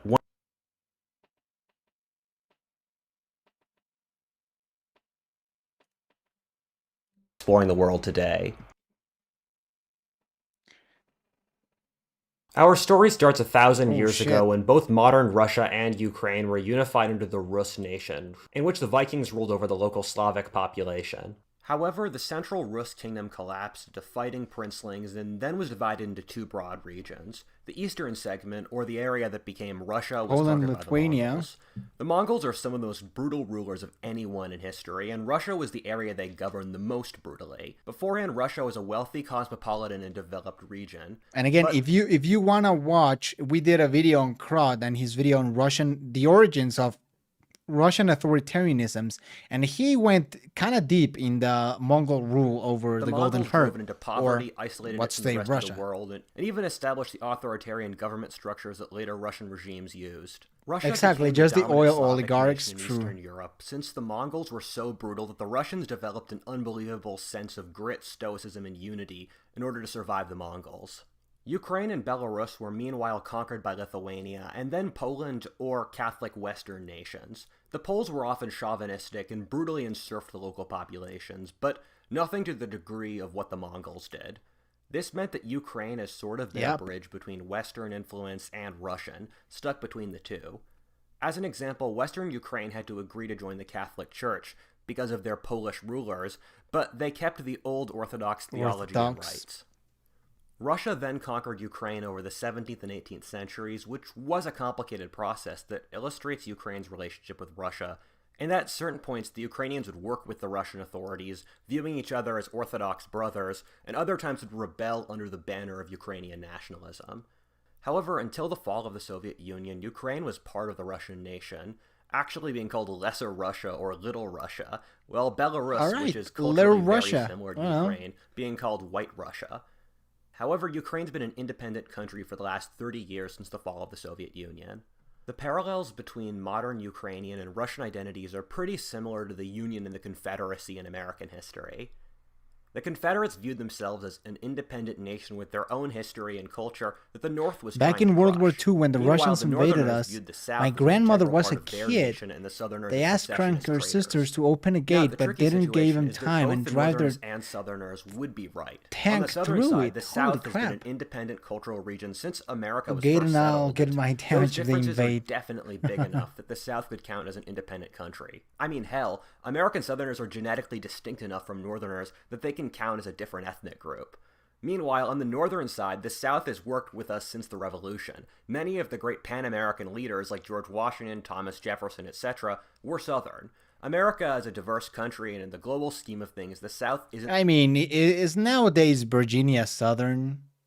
super culturally different, and the South legally agreed to join the guess unified you could country. make the These are the sort of claim, but- complications a Ukrainian and Russian nationalists would fight over. A Ukrainian nationalist would bring up the Cossacks and the various anti-Russian rebellions. Holy shit, look at my guy right here. So it's like a very diverse group of people right here, you know, between like Russians and whatever, right? Well, a Russian would bring up their shared struggles together against the Nazis or Napoleon. A Ukrainian nationalist would fire back with that they have an independent language, and the Russian would say that Ukrainian and Russian speakers are mutually intelligible. The problem here is that ethnicity and identity are tied up in politics. Ukrainians are a separate ethnicity when they have guns to protect it, and they're part of Russian culture when they're weak. I mean, we even see this in Western Europe, where you could easily have changed events to make the Dutch Germans or make the Occitan independent from France. However, this belies the Ukrainian identity is weak enough relatively that the Russians can view them as a subset of Russians. When we look at Ukrainian politics since its independence from the Soviet Union, we see a country that's been poised precariously between the Western and Russian worlds. In the early 2000s, they flirted with the European Union, and in 2014, they were entering into negotiations to develop a closer relationship with the European Union, which might have eventually resulted in them joining it, but this was blocked by the Russian-speaking dictator Yanukovych. There were protests against this in the capital, Kiev, which were supported by the United States. Which is interesting when you look at a map. Like, Austria is not part of NATO. Do you guys know why? I honestly have no idea why is Austria not part of NATO, but hey, there were protests whatever, right? against this in the capital, Kiev, which were supported by the United States and Western Europe. These protests were violent, and under pressure, Yanukovych stepped down from power, and a pro-Western government was elected. However, this disturbed Russia. And that's the thing. Elected by the people of Ukraine, bro. This is not like NATO going against you. The people of Ukraine elected a president that is pro-European Union. That's pro-NATO. And what Vladimir Putin is doing is going against the people of Ukraine to protect his own interests. And that's where I think it's fucked up. Part of the country, as well as Crimea, which are Russian-speaking, effectively annexing them. Ukraine since then has been in a really rough position. It's basically stuck between a rock and a hard place, or Russia on the west, unable to really work with either and isolated. Ukraine has become one of the poorest countries in Europe, while having the continent's most fertile soil and a respectable industrial base. Ukraine is scarred to work with Russia since any closer cooperation will effectively result in their annexation. Well, they also can't cooperate with the West since Russia will invade them if they become too like they already did. And the West isn't really Which keen on Ukraine. I think this video is from a few days ago, so Ukraine's corruption. Like Russia, Ukraine didn't make the switch between communism to capitalism cleanly, and in a lot of ways got the worst of both systems. wow, okay. The government became Holy shit. So GDP per capita, Russia's at the top at almost $30,000 per year. Kazakhstan pretty close at 27,000. Belarus, honestly, it's higher than I thought at 20,000. Then Azerbaijan, almost double what Ukraine. Ukraine is 9,000. It's actually a little lower than Mexico. You know, Mexico is like 9,500. Ukraine is 9,200. That's insane. I have some Ukrainian neighbors upstairs who keep occasionally throwing their trash out the window. Hadn't seen the refugees since I live in central of the country. Oh, I guess the refugees are like close to the border with Moldova. The economic system became dominated by oligarchs who hurt the while Russia, who should realistically be their biggest trade partner, was like an audio by a large cut factor, there, right? is waging a trade war against them. Russia's problems. Yeah, I know. For those of you that saw my video on Taiwan, this we is in a saw lot that. of ways You the can watch European it. Parallel. In both cases, an authoritarian country is using a splinter nation that they consider part of their homeland as a way of unifying their populations to counter domestic problems. Yep. Russia has two major problems that will likely destroy their nation over the next few decades, and Ukraine is a desperate attempt at survival. The first and driving problem, and we've talked about this ad nauseum on this show, Demographics. but only because it's likely the main driving force of the next few decades, is their demographic situation. Russia has one of the worst birth rates in the world, and unlike other parts of the world, they've had one since the 1970s, meaning this is a problem that they're already decades into and is basically impossible to solve. Russia will see their population halve over the next few decades.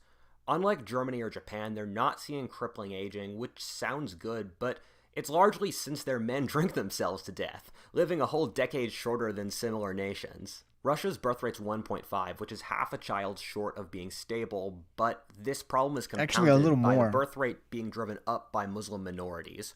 The ethnic Slavs that Russia's built off have an even lower birth rate. The Muslims in Russia have proud histories going back centuries, Chill, which involve raiding and conquering the Slavs, and so if they get to a big enough percentage of the population, they'll almost certainly try to secede. I mean, the only thing that kept Chechnya from seceding already is the Russian government basically giving it self-governance. We don't have any parallel for what rapid population collapse would look like, but the effects would almost certainly be completely disastrous. I mean, more old people means more money taken out of the economy, which means young people have less money to have kids, invest in businesses, and the like. Shrinking the pie across history almost always results in civil wars and wars of aggression as the previous social understandings collapse. Which brings up another one of Russia's problems, its geography. Russia's a country marked by wide open flat land, which is why Russia can be so... I think it's a long video, isn't it? If it's very long, I'll just do a separate video. I promise I'll do it soon. It's just the whole Ukraine big because there aren't a lot of big geographic barriers. Very important. The other side of this is that Russia had to expand as much as possible across its history since it has no geographic barriers to protect it. The only things that protect Russia are sheer distance, the grit of the Russian people, and the winter. Yeah. So as Russia goes into freefall due to its demographic situation, their geography won't help them either. Unlike a country like China, which faces similar demographic problems, there are only a bit over 100 million Russians. To be honest, I was surprised when I saw a trash bag falling near my window when they first arrived. If Russia I could up, see that. much of the country can be eaten up by the Muslims, and the Chinese could populate the east. I mean, there are 200 million people on the Chinese side of the border and 4 on the Russian. A final problem in Russia is the society. It's really interesting to see how societies move across history, with what elements they keep and which ones change over Which time. I remember from another crowd video that actually some people have told me he removed, is the big problem of domestic abuse in Russian homes. If you're a woman, why would you want to have a child with a man that abuses you, right? It doesn't make a lot of sense. You should look feature history Chechen wars. The Russia of today has much in common We with can watch the that. 16th century, with various oligarchs controlling the country while the Ivan the Terrible. president, based out of Moscow, works with them to control the Russian nation, while using the secret police and Orthodox religion to buttress his power. However, the key difference between now and the 16th century is that Russia was then a country on the upswing. Russia had a massive birth rate that was basically pouring out of its borders. Russia was pushing its borders in every direction, becoming wealthier, better organized, and the Russians were completely united by belief in the Orthodox faith and loyalty to the Tsar. It's the opposite today, where due to the communists gutting their society, Russia is a nation without hope. Russia's population's collapsing, and there's a reason its men are drinking itself to death. Russia's controlled by various oligarchic interests that make honest work difficult to do. The political system's cruel and autocratic. The government is effectively an alliance of the haves to maintain power at the expense of economic growth or freedom. There's more Russian rubles in banks outside Russia than inside it for a reason. Educated and ambitious... Okay, let's take a look at this. Inflation expected to rise to 9.7% by the end of 2014. Okay, so this is a little bit old. Capital flight from Russia is expected to reach 125 billion. That's pretty large. That's people taking money out of Russia. Their savings, their investments. GDP growth will be pretty much flat. Russian government forecast that GDP will retract by 0.8%. The Russian economy is Russia has been a pretty repressive, tough. poor state its entire modern history, but it used to be brimming with confidence and energy. Now Russia is a nation that just wants to lie down and cry. Yep. It's very difficult to get Pretty much. societies to turn around from this suicidal feeling of lost hope. I can't find a single example of it across history. However, the main character trait you can give the Russians credit for is unbelievable stoicism. This is the nation that fought off the Mongols, Nazis, Napoleon, and so many others. A country that was nearly conquered by the Germans twice in a 50-year period, bloodied in a civil war, brutally repressed by possibly the most evil tyrant ever, and still became one of the most powerful nations in the world. Do not underestimate the Russians. That is true, though. Right now we're kind of underestimating Russia, but look at what they went through over the past century. All right, so we have World War I, the Russian Revolution, World War II, the Cold War, the fall of the Soviet Union. They went through a lot of stuff. The armed race, the space race. I mean, holy shit. Russia has gone through a lot, and maybe they can't survive this. I don't know. I've been to Russia. It was different experience. We were respectful and followed the rules. You don't want to stand out as a tourist there. I know some Latinos that live in Russia have told me that some of them are pretty racist. So I'm honestly not very excited to go to Russia. When the Russians drive for Ukraine, they're trying to protect their western border. If the United States or the European Union, which is literally a union of American allies, were to bring Ukraine into their alliance structures, the Russians would immediately declare war and invade. This is because Ukraine's the front door to Moscow. Moscow and the Russian industrial heartland are very close to the Ukrainian border, and so if the West secures Ukraine in an alliance, Russia would just lose any war. An important variable is that Ukraine's neighbor to the north is Belarus, which is basically a Russian puppet state. Yeah, it is. Belarus is culturally similar to Ukraine in being both a part and not being a part of Russia. And Russia and Belarus have been talking about unifying for decades, but have never really gotten around to it. Although I'm not sure, I think the events in Kazakhstan might be a similar camp in which the anti-Russian rebels were butchered by the Russians to support their allied government. And that's something that we didn't even got to talk, but Russia was also meddling in the issues of Kazakhstan a few weeks ago. I don't know what Russia's plans for Kazakhstan are, but I think if they want Ukraine and Belarus, then Kazakhstan with its large ethnic Russian minority is the next logical step. Why I think Putin's trying to push for Ukraine. I live in a multinational apartment complex. We have an American, those Ukrainians, a Serb, some Hungarians, a Bulgarian, an Armenian, and a Georgian. Holy crap. So pretty much a lot of different Europeans. You know, you need a Mexican in those buildings, the world man. Stands on a precipice. A Latino, with at COVID least. dragging on longer and longer, and the Biden administration might appear less aggressive than the previous Trump one. I think a really important factor is that lots of people, including myself, predict a horrifying recession very soon. I mean, Trump is fucking insane, but he did have a better foreign policy record than a lot of people expected to. Russia's economy is already shaky, and so a recession would just further weaken Putin's power. At the same time, lots of people think Russia's demographics are about to hit a tipping point very soon, meaning Russia doesn't have a lot of time. And in general, modern wars are normally driven off existential crises that force people's hands. As an example, both Germany and Japan would have probably seen their economies collapse if they hadn't started World War II. An important thing to understand about Putin is that he's intelligent, but he and his elite make decisions entirely based off maintaining their power. And that's the logic that they've done in economic, foreign, and other policies. So Putin... I mean, the fact that Putin has been the president for over 20 years, it's fucking insane, man. I mean, it's just, you don't hear a lot of leaders nowadays, unless they are like in the Middle East or Africa, that they are in power for over 2 decades. That doesn't really happen nowadays. Could act in a very reckless and aggressive way if he felt it was the necessary thing towards maintaining his own power. I think Putin's trying to create a symbol to the Russian people of the strength and unity of the Russian people as things get worse. But it's not working. At the same time, he's trying to get more secure borders as Russia becomes weaker due to its demographic problems. It's in effect an offensive defense. An incredibly important variable is that Russia and China are in an alliance of convenience, along with the countries in between against America. China is... But again, remember that, an alliance of convenience. They don't really like each other that much, and in the Cold War, they had some tensions, some pretty big tensions even. And their style of communism in the old days wasn't the same. And now it's still the same. China does things different than Russia. And we saw it a few minutes ago. China is not really supportive of what Putin's doing. They're probably not going to do anything about it because they might have some plans with Taiwan, but they don't support Russia. As we speak, massing a massive force to it's just like an anti-American invasion of Taiwan. union. I think there's no way in hell China and Russia aren't coordinating for invasions at the same time with understanding of the other.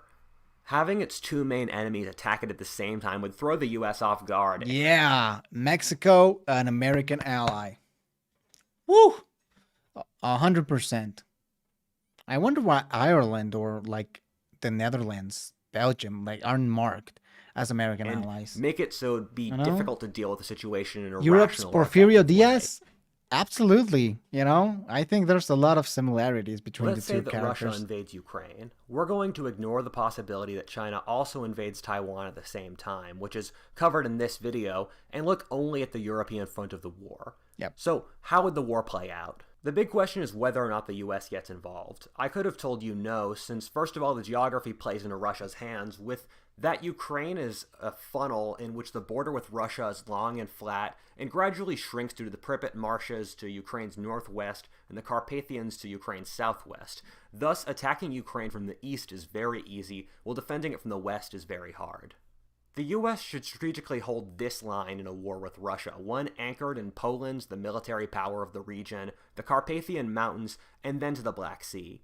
If the US tries to hold any line east of this, it will lose. Ukraine is also part of the Orthodox and not Western civilization. This means more than you'd think. I mean, what do you guys, my European viewers, think about this? Do you consider Russia West or like a Western society? Like, I guess I get the religious divide, you know, Orthodox against Protestant and Catholic Christianity, but I think societal, the people, do you consider them Western? What do you guys Protestant, think? Nordic, capitalist, wealthy societies. Americans would almost certainly fight to defend the Baltics since they're too culturally similar. Finally, Ukraine never joined the American alliance structure, Nato, and has never decided to put itself under American protection. If the Chinese invade Taiwan at the same time as a Russian invasion of Ukraine, that gives the US even less reason to protect Ukraine. A very key factor is nuclear weapons, in that the US and Russia have almost all the nukes in the world. Okay, and are the only European for sure, but not Western. Okay, interesting. That are really capable of causing a nuclear holocaust. Oh, yeah. However, neither country has any 6,000 desire to end the human race, and so I think nukes play against the chance of a war. And my job is made even easier by President Biden literally saying the US wouldn't fight over Ukraine. However, the mass movement of troops to American allies surrounding Ukraine suggests that the US will fight viciously to protect its allies like Poland, the Baltics, or Romania. If Romania, there we go, bro. Americans fighting there, we're gonna fucking defend the Romania to the death. Ukraine can't offer serious resistance. I've heard an interesting theory that the Russians might attack after the end of the Beijing Olympics on February 20th, which their allies the Chinese have invested a significant amount of February 20th, yeah, I mean, that pretty much came true. And before the spring thaw. You see, very ironically and contrary to public opinion, the best times to launch attacks in Eastern Europe are the winter and the summer. In the summer for obvious reasons, but you can drive tanks over snow and frozen rivers pretty easily. The main problem is just having your troops freeze to death. The spring in Eastern Europe is brutally muddy and very difficult to move troops around in. Thus, I could see the Russians attacking in the winter, seizing Ukraine, and then stabilizing their position. Okay, hold up. I believe a drunk Russian sailor sailed into an important bridge in our city, which denied train access to 500,000 people for half a year. Damn, that's a funny fact. I was late, a little bit late. Well, yeah, it's been a little bit late, but I'm glad that you made it here. Thank you so much. When they have the defensive advantage. I could see the Russians making a big gesture at this point, too, of unifying Ukraine, Belarus, and maybe Kazakhstan into a sort of union state at this point to show the strength of the Russian nation and them regaining glory since the fall of the Soviet Union. The question at this point is, would this devolve into a war with the United States? One answer is that for whatever reason, possibly the Russians want a war, and then it just escalates. Both countries are outfitting as if they'd fight a war, and I don't know if that's just deterrence. The second is that wars in international politics are just chaotic by nature, which means that events could eventually culminate in a war without that being the intention going in. World War I was caused by a series of small rational decisions that added up to madness. For example, Poland might intervene to protect Ukraine, thus pulling America into the conflict, or the US might launch a trade embargo on Russia, thus provoking Russia to war. When you throw in other areas That's of the an world, interesting either perspective, the Middle East or involving China, it means there's a lot of matches lying around to light the dynamite. An important consideration is that if the US is at war with China or Russia, said countries likely launch an economic attack on the United States, which, given the weakness of the American economy, would likely have horrible effects on society. If the US and Russia have a war, the Baltics would be seized immediately. The Russians have this weird possession split off from the rest of Russia and what used to be Prussia and... Yeah, what used to be Prussia, first of all. But yeah, I think a war is very far-fetched. You know, like a war like this, like it's talking about. However, it's not impossible to think, and maybe people should be a little bit prepared to, like, you know, what do they say? Hope for the best, prepare for the worst. You know, I don't know. I'd be a little bit concerned about it, even though I don't think it's gonna happen. Like, let's be honest. Are we gonna have the World War III? Probably not. But that's the thing. Probably not.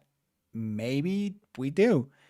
And I think if Putin, I don't know why I pronounce it like that, Putin.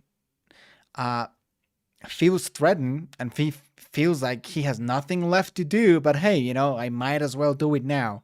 And then we have a war like the world has never seen in 100 years. Using Belarus as their ally, they could split off the Baltics with ease.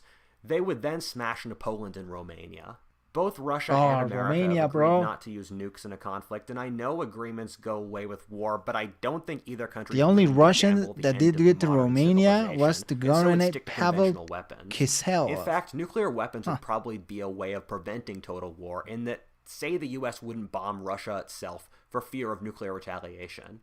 In fact, if either side's losing the war badly, the threat of nuclear war would likely bring a white peace before things would get too ugly and vindictive. Probably. The big question for this front is how much punch the Russians can hit with in their initial attacks versus what's going on in the Chinese. And as we've seen, they've hit with a pretty consistent punch, Pretty strong punch on all sides of the Ukraine, wanting to take Kiev, but Kiev now remains strongly on the hands of the Ukrainian government. Front. The Russians have a pretty small economy and industrial base. Gosh, I don't know why I'm fucking militaries in coughing, the bro. world. How strong, it's hard to say, though. My bet is that if the Russians can knock out Poland, the main linchpin of the anti-Russian alliance of American allies, called the Three Seas Initiative, it would mean that Germany, which is a nation that has good relations with Russia and is wealthy, has a weak military, and is traumatized by war and fighting in general, will cut a deal with the Russians, probably backed by the French, thus pushing the Americans off the European continent. Maybe, I don't know. This conflict would be decided in Poland. Heroism is required of the Poles, and they basically need to hold out until they could be reinforced by the Americans or Western Europeans adequately. A vital factor is what China's involvement will finally entail. If the US is fighting a land war with China, that would suck up the bulk of American troops, given that China has 4 times America's population, while Russia has half of America's. If the US isn't putting its entire energies into fighting the Russians, that gives the Russians a much better fighting chance. In fact, I can see if the Russians see that they're losing a war to America, cutting a deal with America to turn on China. The Russians have always been kind of slimy, but also extremely effective diplomatically, and they dislike and are scared of the Chinese anyway. In summary, I would say that the world is becoming a chaotic place, and we're often used to imagining our lives as stable, easy places. We live with electric appliances and modern houses or apartments, so yeah, like modern stuff, right? However, in the days that come, even if Russia or China don't launch invasions, we will have to learn what it means to live through history. So many things are possible here. War, peace, Russian or American victory, financial, cyber, or conventional war. There are decades in which nothing happens and days in which decades happen.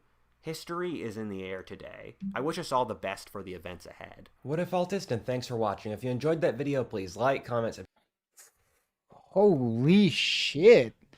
Not feeling very positive right now about our lives. World War III is going to be a civil war. The world is moving. I think that's partially true.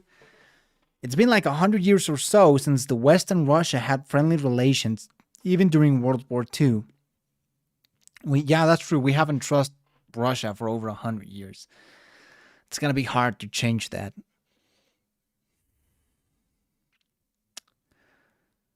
A Danish island was taken by the Soviets for only a year, and let alone that was enough for Russian influence on Denmark. Whew, that's enough for Russia. Hey, T-Man, thank you for the donation, brother. I really, really appreciate it. Hey, just woke up. What's happening? Honestly, Russian forces are fighting to take Kiev. That's the biggest thing. Let's check Twitter. Anything happening? Ukrainian troops fighting to take Kiev.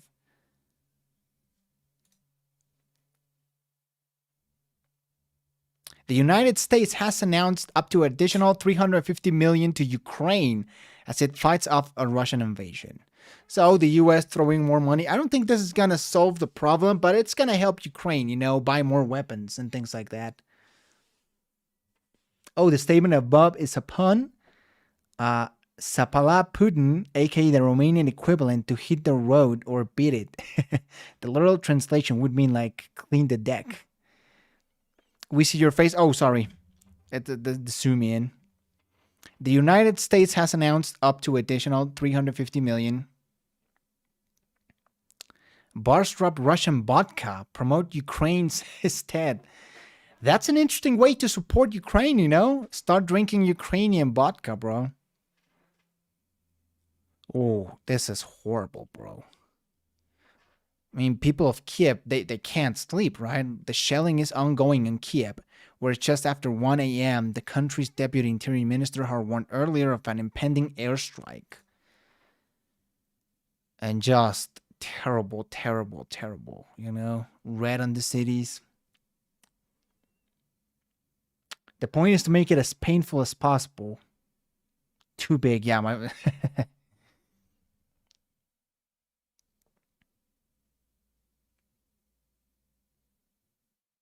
children being struck by artillery. Oh my God. Gunfire was reported near the hospital. Oh, we got Tucker Carlson. The conflict between Ukraine and What is this? Tucker Carlson, 2019. Why do I care what's going on in the conflict between Ukraine and Russia? I am serious. Why do I care? And why shouldn't I root for Russia, which I am? what's going on in the conflict between Ukraine and Russia. And I'm serious. Like, why do I care? Tell you why. And why shouldn't I root for Russia, which I am? Because those of us who are watching, What's going on? Tucker Carlson, you know, you heard it here. Tucker Carlson supports Russia. Well, I mean, this is old, right? 2019. Germany and its Western allies agreed to cut Russia out of SWIFT, the global payment. So Germany is becoming more involved. We saw that. Turkey is also becoming a lot more involved. Elon Musk's Starlink satellite system providing internet access is now active in Ukraine. Nice. Gunfire has been reported near a children's hospital. And there we go. We were talking about the Ukrainians fighting really hard. Russian forces meeting strong and wide Ukraine resistance. Can Turkey close the Bosporus to Russia? I think they already did it, right? Yes, well, he's still allowed to do so. Out of all the war's quotes, I think Steinbeck said best, war is the failure of a man as a thinking animal. Couldn't have said it best. I 100% agree. Imagine you're an Ukrainian grandma. You were a child when the German marched through in 1941, and then the Soviets in 1944, and now the Russians again, 2022. There's probably a lot of people like that, you know, over 90, 100 years that have lived through stuff like that. Arms shipments to Ukraine. The fight is here. I need ammunition, not a ride. Oh, because you remember the Americans were offering to take Zelensky out of Ukraine. And he's like, no, I need ammunition. We need fucking bullets. I am very skeptical on what the media want me to see as opposed to what I need to know. Told you invasions happen at night in modern warfare. You were right, bro. Like, all the action is happening at night. Good for us, at least me that I live here. You know, it's daytime, so I could get to see all the actions. Okay, so we have some clips of Kiev. Що ми перебуваємо з першого дня, коли ми відчули те, що є дуже велика вірогідність того, що Росія розпочне окупацію всієї України. Вирішили піти з дітьми, нагодувати їх чимось хоча б теплим, тому що ми тут постійно знаходимося. Коли підійшла до вікна, я побачила, що сусідній будинок, в нього влучила ракета. That must be horrible. Wow. Oh my God. Imagine your neighbors, the building you have in front of you just bombed. And this is in a large European city. This is...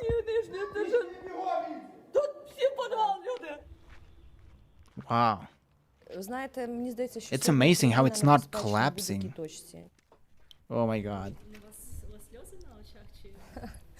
Ну, знаєте, боляче дивитися, коли на твоїх очах будуються будинки.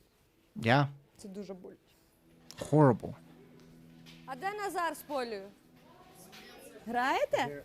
Йдіть сюди ближче. World War I started in Bosnia. World War II started in Poland. World War III starting in Ukraine. Or somewhere else, but probably around Ukraine. Turkey hasn't closed the Bosporus. Erdogan is anti-sanctions or closing anything, really. But I think we saw, you know,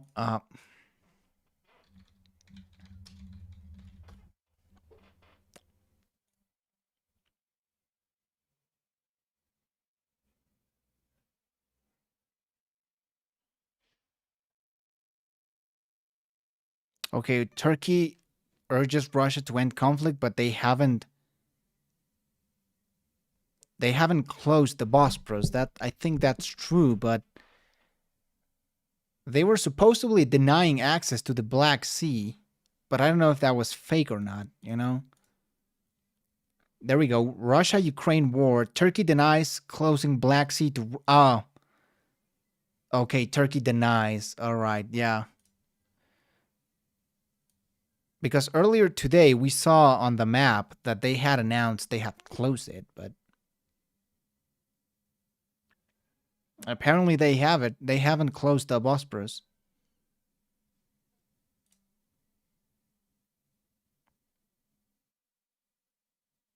There's fire at an oil depot. Yeah, missile strike on oil. Holy crap, look at this one. Now in Kharkov, there is the most powerful shelling of all time.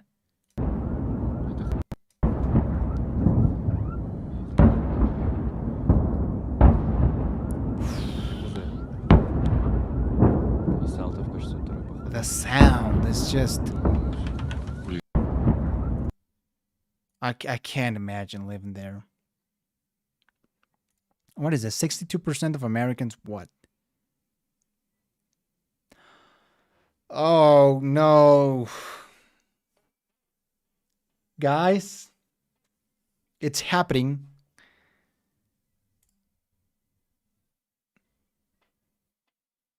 "62% of Americans think Putin wouldn't have invaded Ukraine if Trump were president," poll claims. And 59% say Biden's weakness made Russia decide to declare war. Oh, man. Trump 2024? Is that going to happen? I don't like that idea at all. What do you guys think? Do you think... I think Trump would have reacted the exact same way. He likes to act like he's all tough and stuff, but like, what are you gonna do, bro? Like, bomb Moscow to like fucking end the planet? You know, like shove us into a nuclear winter? Like, come on, bro. Like, what are you gonna do, bitch? Sit down. I personally think Zelensky will run away as Russians close in, but still, his gestures to boost morale are impressive. Yeah, imagine being a soldier and watching your president fighting, you know? That must be a pretty interesting picture. Has Trump said anything? Does Donald Trump still have Twitter?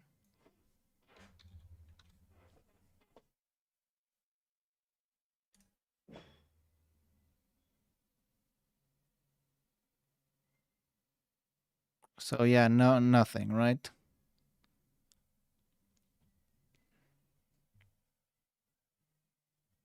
"62% of Americans think Putin wouldn't invade Ukraine if Trump were still in office."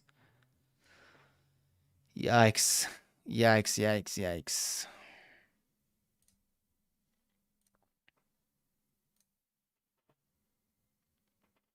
As a US leftist, I think Trump could return. Imagine Joe Biden going to the front lines. It doesn't matter who's in power. It was inevitable. Yeah, it was inevitable, 100%. I can't imagine Biden just... I bet he can't even fire a gun. He's so old and so weak. I don't think he could fire a gun. Information warfare is already happening, and except China and all nations have been conquered by US tech giants. Go see the Reddit. There's a new image. A new image. Well, we have a lot of things. Let's watch all the, you know, pro-Ukrainian music video. All right. I mean, I'll take it. The mayor confirmed that Russia had hit a ballistic missile at an oil depot. So we were watching some of these.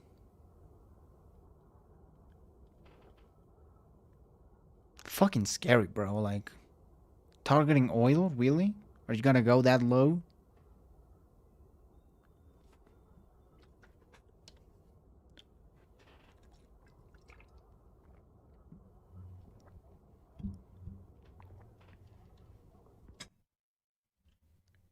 Around the back of the center, State-sponsored Molotov cocktails. What? They're messy. That's and they're interesting. They take time to make, but their efforts are approved by the Ministry of Defense. They're like, yo, we gotta try everything, you know? Massive Russian attack with cruise. Okay, yeah, we saw this. So Russia has attacked.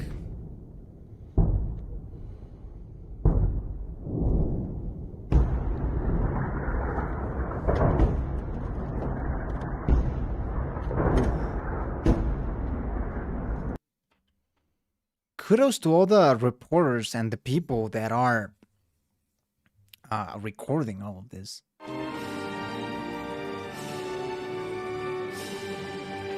The London Orchestra playing the Ukrainian national anthem. All right, you know, that's a nice gestures.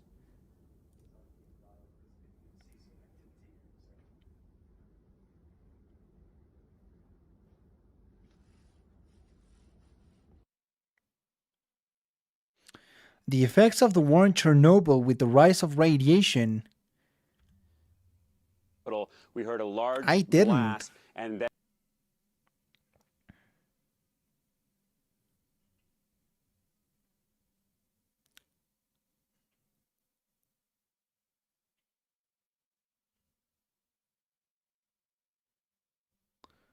Huh. I wonder what that is, you know? For the past 7-8 minutes, there has been this pulsing glow in the distance. You have to imagine that it is some kind of fire. It is a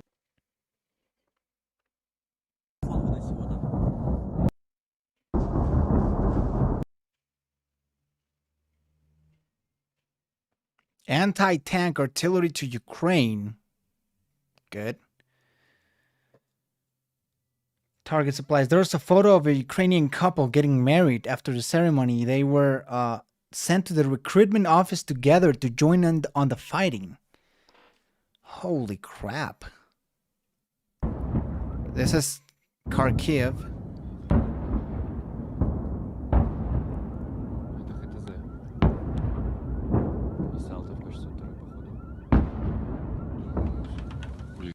Yikes, man.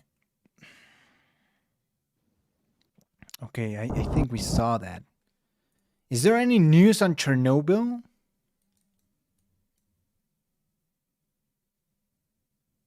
Oh, damn. Losers in 1865, losers in 1945, losers in 2020.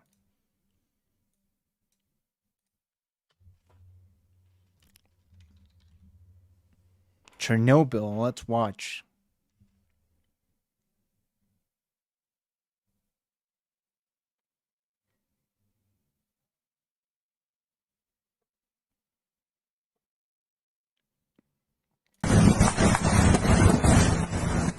Русские пидорасы, сдохните, блядь! Твари, блядь, сдохните! За каждую слезинку! За каждую слезинку, блядь! I think we already saw this one.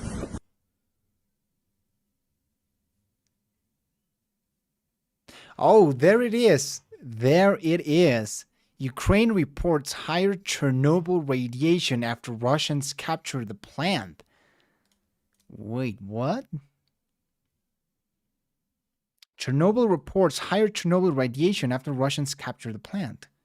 Ukraine says radiation levels not currently critical, more tests needed. Nuclear agency says a movement of heavily military equipment in the area, lifting radioactive dust in the air. Okay, so they are lifting up the... Man, it's so dumb. So dumb. I still don't really understand why they captured Chernobyl, right? Russia captured the site of defunct Chernobyl power plant. Ukraine said on a Friday it had recorded increased radiation levels from the defunct Chernobyl nuclear plant a day after the site was captured by Russian forces due to military activity causing radioactive dust to rise into the air. The former power plant was captured by Russian forces on Thursday after Russia launched a full-scale invasion of Ukraine. The still radioactive site of 1986 nuclear disaster lies some 100 kilometers from Kiev. Experts at Ukraine's state nuclear agency said the change was due to the movement of heavy military equipment in the area, lifting radioactive dust in the air. Which would make sense. I mean, I'm not an expert, but there's a lot of radioactive material in the ground, and if there's like fucking tanks going through the ground, that shit's gonna get lifted, you know?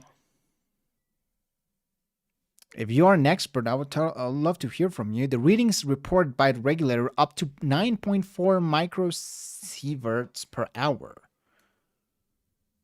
Huh.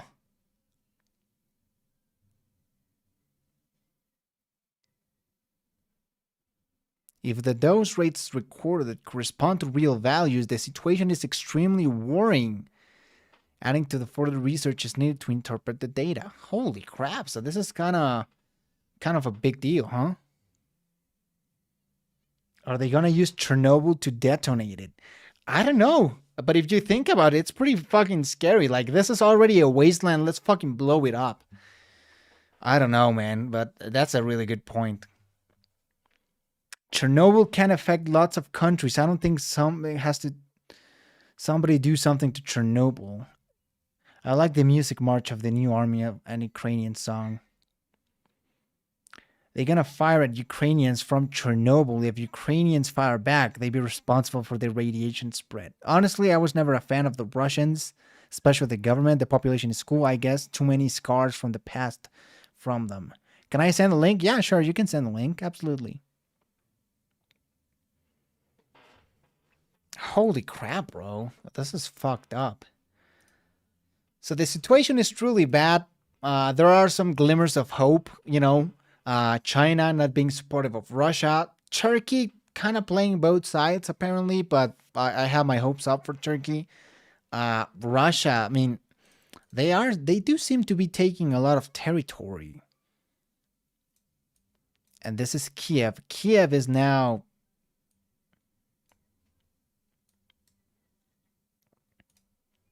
There are bombings. Russian artillery fight a children's hospital. We already read that was fake. The Ministry of Defense, during the 3 days of the Russian invasion of Ukraine, more than 210 civilians were killed, including 6 children. Holy crap. I'm gonna go to sleep. Have a great night or morning. Thank you so much, Emil. Good to see you, brother. I appreciate you being here. I appreciate all of you guys being here. Big explosion heard in Kiev. And this looks like a bridge, right? This is the airport. Holy crap. So there's a lot of action going on. Sirens sounding in Kiev. Sirens sounding in Kiev again 6 hours ago. So if you guys want to send the link, you can send it. You guys can also, you know, support the channel with a donation. That'd be really nice. I would really appreciate that. And of course, subscribing and sharing either the stream or the videos with some friends that also like our weird taste in politics and history. So there's fire over here. Clashes today in Kiev at Obolon. Oh.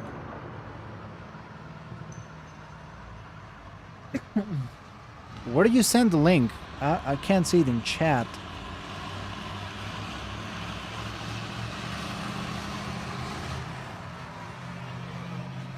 Look at the cars, man. That's just... Oh.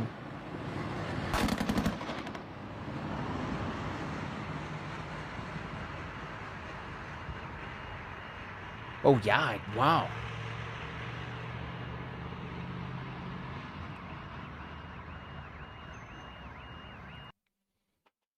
Maybe it's the rules. I don't... Let me check if I can edit the chat.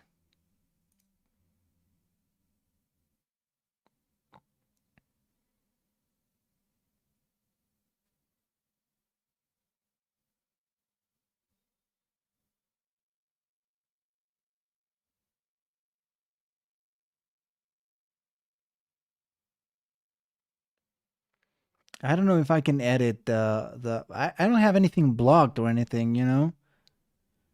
You should be available to post links, but I don't know what's going on, man. Yeah, it's not showing up. Do you have the name? Maybe we can check it by name.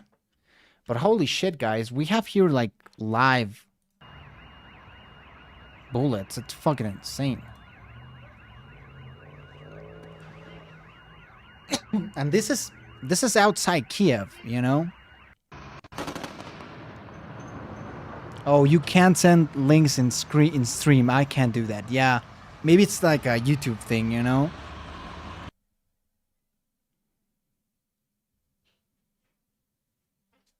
But maybe let me do you have yeah, we can check it by name, you know?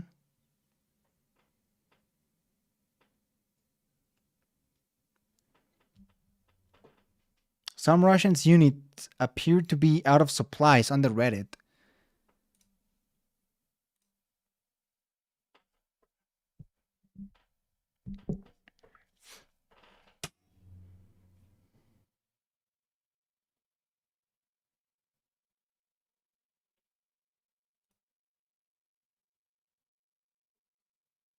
We have another video from the oil depot. Oh my god, look at that. That shit is... That's a massive fire, you know? Climate change who, bro? And I think this one is...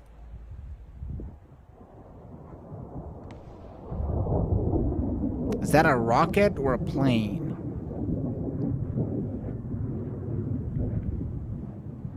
Gosh, it's hard to know. Oop.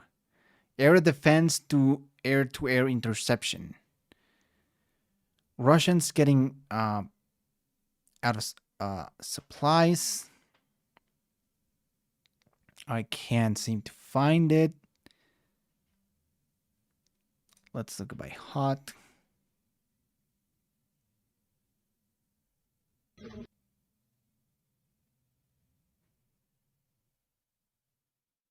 Можу розпочати це. Our soil to protect. Иди сюда. Let's see. Russians running out of supplies.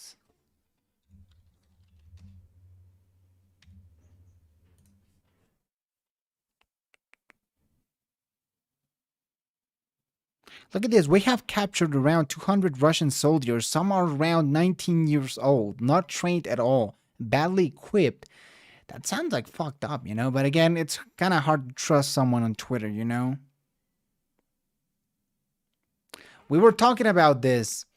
My aunt, it is impossible to imagine that my mother, who lost her parents and became orphaned at 7, fought against Hitler with the Russian people, had to hide from Nazi German soldiers. Today, at the age of 85, is hiding in the basement in Kiev from Russian soldiers. Wow. Oh, the cringy celebrity poem. I think I heard about that. But I didn't watch it. This is the one, right? Actress Annalene McCord sends a spoken word poem. Oh my god, this is what celebrities do. Do you guys remember when some celebrities were singing a song about? I'm so sorry that I was not your mother. Oh god. If I Oh was your mother, you would god, have been so bruh. loved, held in the arms of joyous life. Never would the stories plight the world unfurled before our eyes, a pure demise of nations sitting peaceful under a night sky. If I was your mother, the world would have been warm. So much laughter and joy, and nothing would. I don't know, maybe Putin would have been Imagine the stain, the soul-stealing pain. man, that the I'm a little boy liberal, Eunice listen, has all right? seen and But believed, and the I just hate formulation of this thought kind of quickly taught liberals. that you lived in a cruel, unjust world. Oh man, this is so Is this painful to why watch. It's so you now cringy. decide no one will get the best of you? Is this why you do not hide nor away shy from taking back the world? Was it because so early in life, all that strife racked your little body? She going deep in those If I was psychotherapy your mother, if the world was statements. cold, I'd have died to make you warm. I'd have died to protect you from the unjust, the violence, the terror, the uncertainty. I would have died to give you life. Oh, dear Mr. President Putin, if only What? I'd been your mother. This shit is just Perhaps making me sick, you torture know, of like unwrit youth would not within your heart imbue a scription to such fealty against that world that you thought was so cruel. oh Perhaps god. you would hold I need to take dear some human life, and on Pepto-Bismol to this night, instead of Mother Russia, you would call me. And I would set your mind quite free with the love that only a mother can I mean, give. I can't hate on the girl And only a for, mother can take you know, away. writing a poem. When holds she doesn't the harm at bay and leaves her But boy oh for the boy. promise of a man. Whatever your story, Mr. President Putin, I can't imagine how it feels in your heart, but I know if I was your mother, that would be a start towards the awareness of what a Yikes. powerful It's being of extreme life cringe, my you could be gosh. if your mind She's was roasting only the free hell out of from the Putin. violence you see when you were just 2 or 3. I cannot believe I was born too Just late. stop the cringe. It's too In a much. different place when I would have loved. It's over. It's over. Yikes. That was so bad, bro. That was like 1 hour. You know, it's 2 minutes, but it felt like a fucking hour. 29 million views. Holy shit. Who is this woman? Actress, human rights activist, founder, The Love Storm. I don't know who this girl is. I don't know who this woman, sorry. But hey, 29 million views. Maybe I should do my own poem to Vladimir Putin, you know? So that's a liberal. What does that mean? I mean, I'm generally very left-leaning, at least when it comes to American politics. I understand that abroad it functions a little bit different.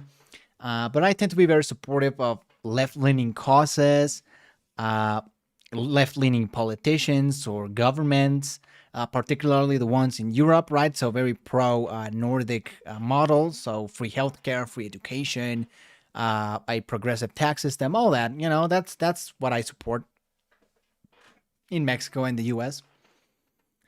Don't worry, everyone. The celebrities will save us. Yeah, they're gonna, you know, hold hands and they're gonna sing, you know, the Michael Jackson Save the Kids song or whatever. US white woman savior complex. True, but yeah, if you descend enough, okay, let's check the hot Twitter, you know.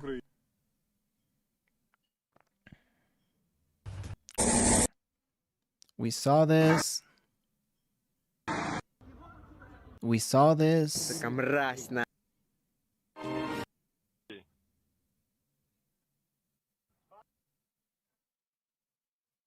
Germany will deliver 1,000 anti-tank and 500 anti-air missiles. Round the back.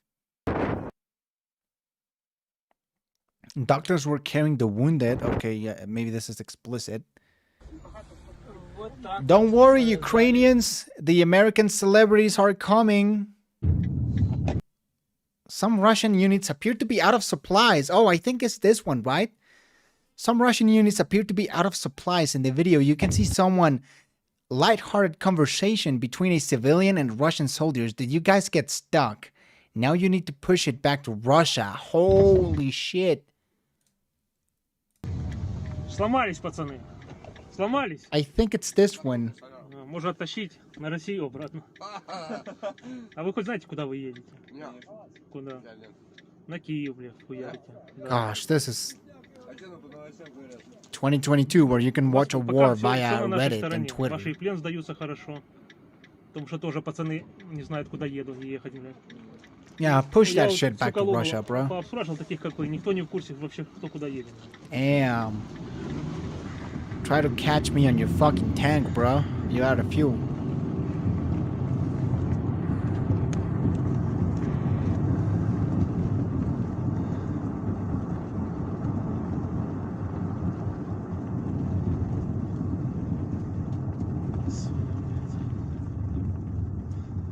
Yeah, out of fuel.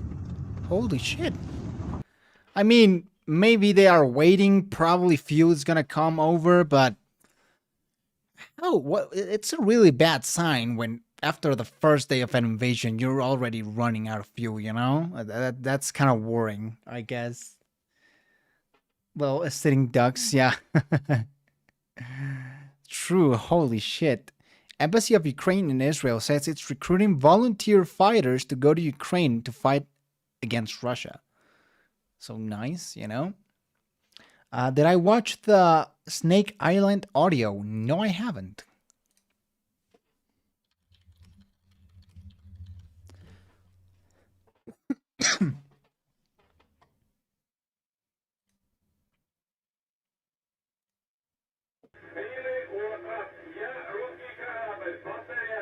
I am a Russian warship.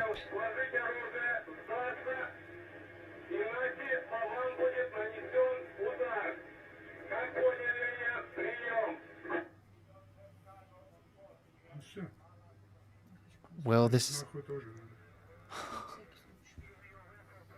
Oh, it's a guy and a woman.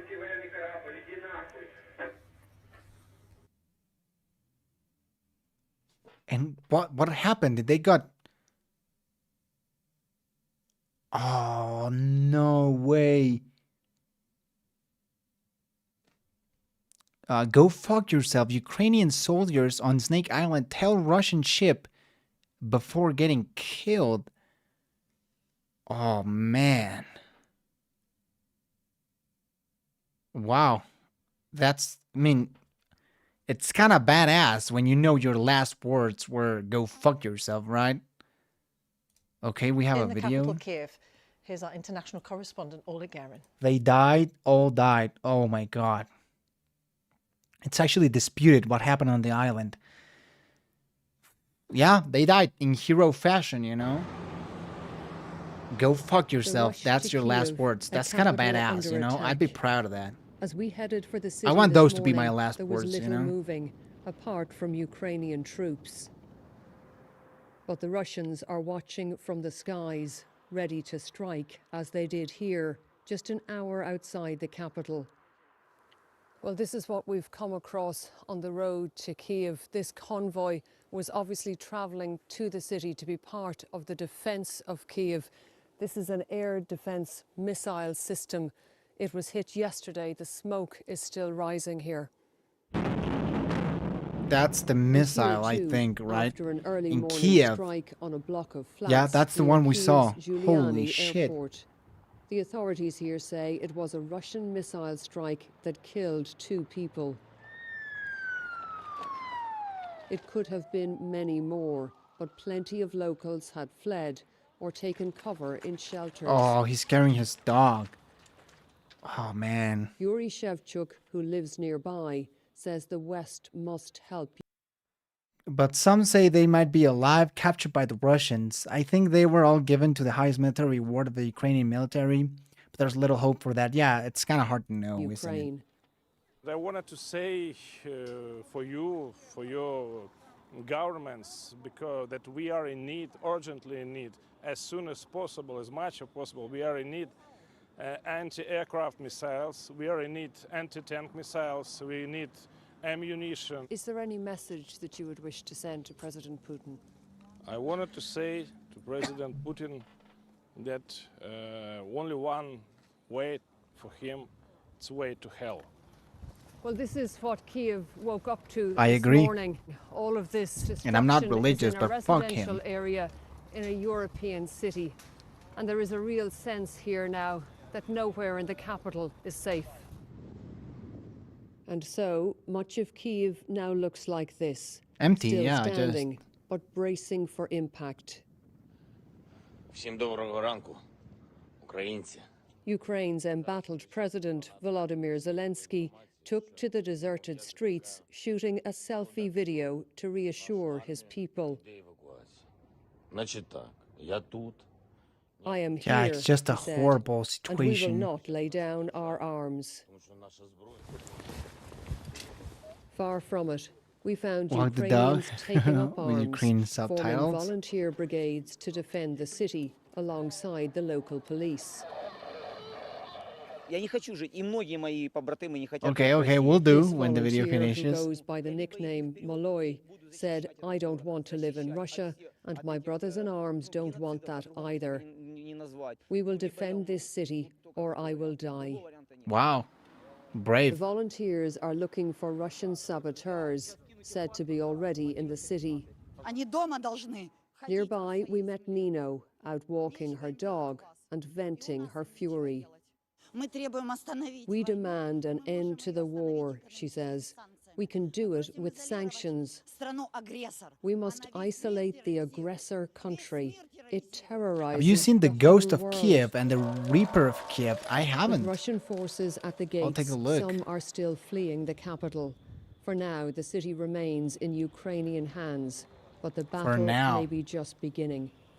Oh, Right here it's on BBC gonna be a News. messy battle, you know? Messy battle.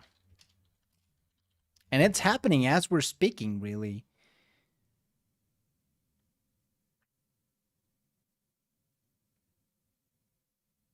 Is this the one?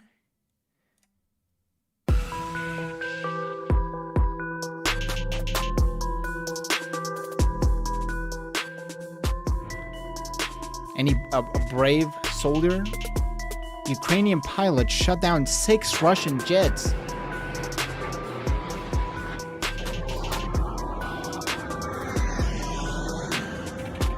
Holy crap. Ukrainians are hailing an unknown fighter pilot who allegedly took down 6 Russian fighter planes. Nice.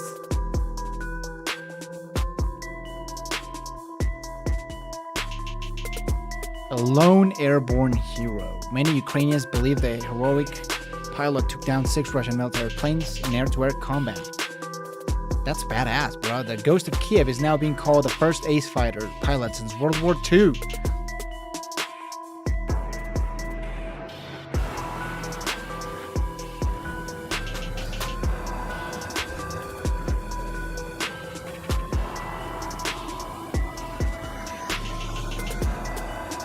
I wonder if this is real and if this happened. Like, how did it happen? You know, did a pilot just say, "All right, fuck it. You know, if I'm gonna die, I'm gonna die anyways. I'm gonna fight."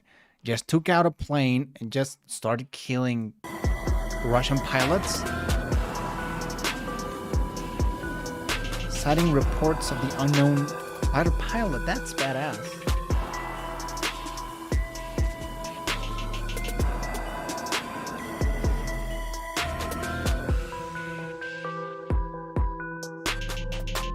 If I was there and asked to send a message to Putin, I'd said every bad word in the dictionary.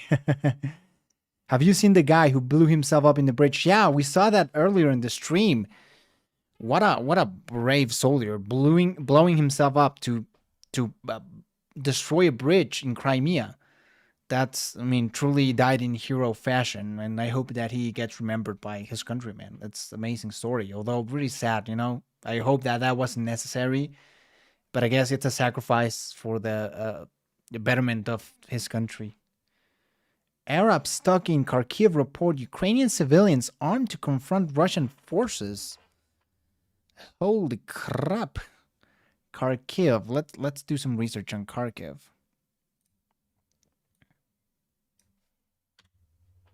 Kharkiv. So there's a lot of action in Kharkiv.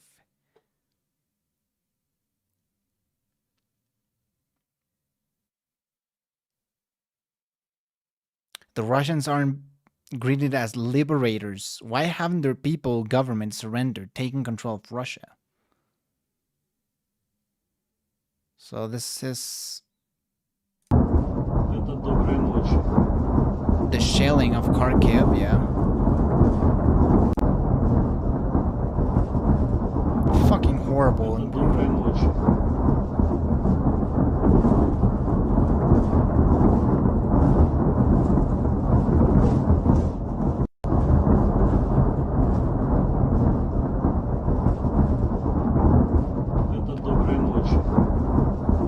Yikes, man. We got another video of the fire. And you can literally see the The shape of the explosion. This is the oil depot, right? Mushroom clouds. Nope, I think that's different. An unknown impact, and it looks like a mushroom cloud. Yeah, what the fuck? I mean, it's obviously not a nuke, but it has a very interesting shape, doesn't it? Let's watch the Reaper of Kiev.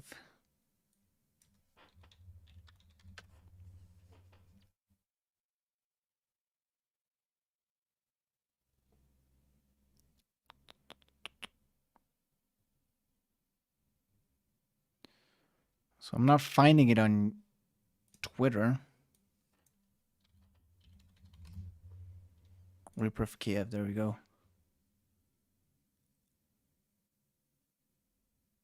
The official account of Ukraine: to the free people of the world, we feel your support. We can see your demonstrations with our flags. We hear your chants. This helps us fight with the horrific Russian evil. Holy crap. Ukraine holds its ground. We will not fall.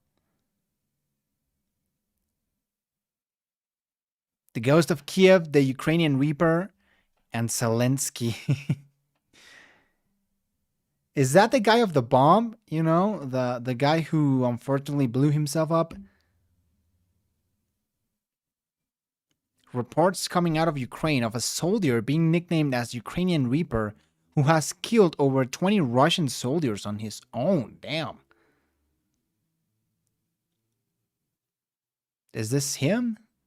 It's a heavy heart that I announced the death of Semyon Hidenko, aka the Kiev Reaper.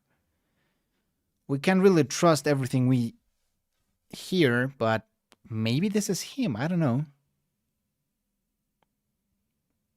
Ukrainian Reaper, Ghost of Kiev, the Snake Island 13. We already have a lot of stories. Do you think the situation with Ukraine is exaggerated a bit, like in the media? I think kind of. I think the language that's exaggerated is like the World War III language. I think a lot of people are asking, oh, Vladimir Putin, is he going to go to Poland, right? I think that's a little bit exaggerated, right? We don't know if he's going to invade other countries. And I think it's extremely unlikely that something like that is going to happen. But I think the situation in Ukraine is very critical, you know, and I don't think that on itself is being like exaggerated. Not for Europeans, and of course that's the thing, right? In Mexico, we don't really hear a lot of it. Well, the news are playing it 24/7, right? But the people, like, it's not extremely relevant for their day-to-day life, right? Although in the Mexican embassy, and there were some Ukrainians.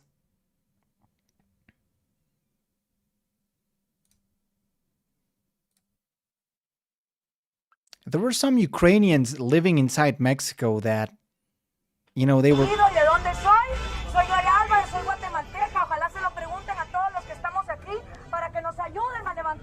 Yeah, there were people protesting in the Mexican embassy of Russia.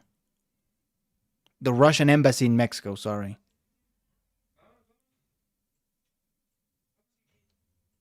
But yeah. Only way to confirm kill is via photo or video. Oh, video. Photos can be Photoshop, which current software. Oh, yeah, absolutely. I think it's a modern war in Europe. That's true, though. All right. Well, shit. I think we're going to end the stream for now, guys. I don't think anything new is going to happen. Well, I'm going to keep an eye on the whole Kiev situation. But the thing is, I have to go for a little while. So, probably a lot of you who live in Europe have to sleep anyway. So, we'll wake up tomorrow early in the morning and see what has happened. But in the meantime, thank you so much for watching. If you like the stream, you can subscribe. We'll definitely be maybe making more streams about the whole Ukraine situation. But for now, let's all take a rest and, you know, and see what happens tomorrow. Especially, I'm going to be keeping an eye on the situation. Maybe you can follow me on Instagram. Maybe I'll post like an update there if that's relevant. I don't know. But yeah, subscribe, give a like. Your donations are highly appreciated. Thank you, T-Man, for your donation today. And to all of you, have a good night. Oh, refresh your map. Let's refresh the map real quick.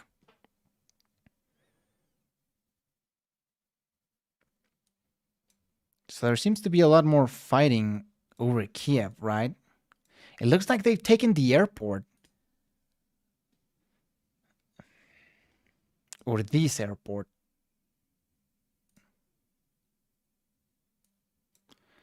But yeah, guys, we're gonna... Holy shit, yeah, there's a lot more action.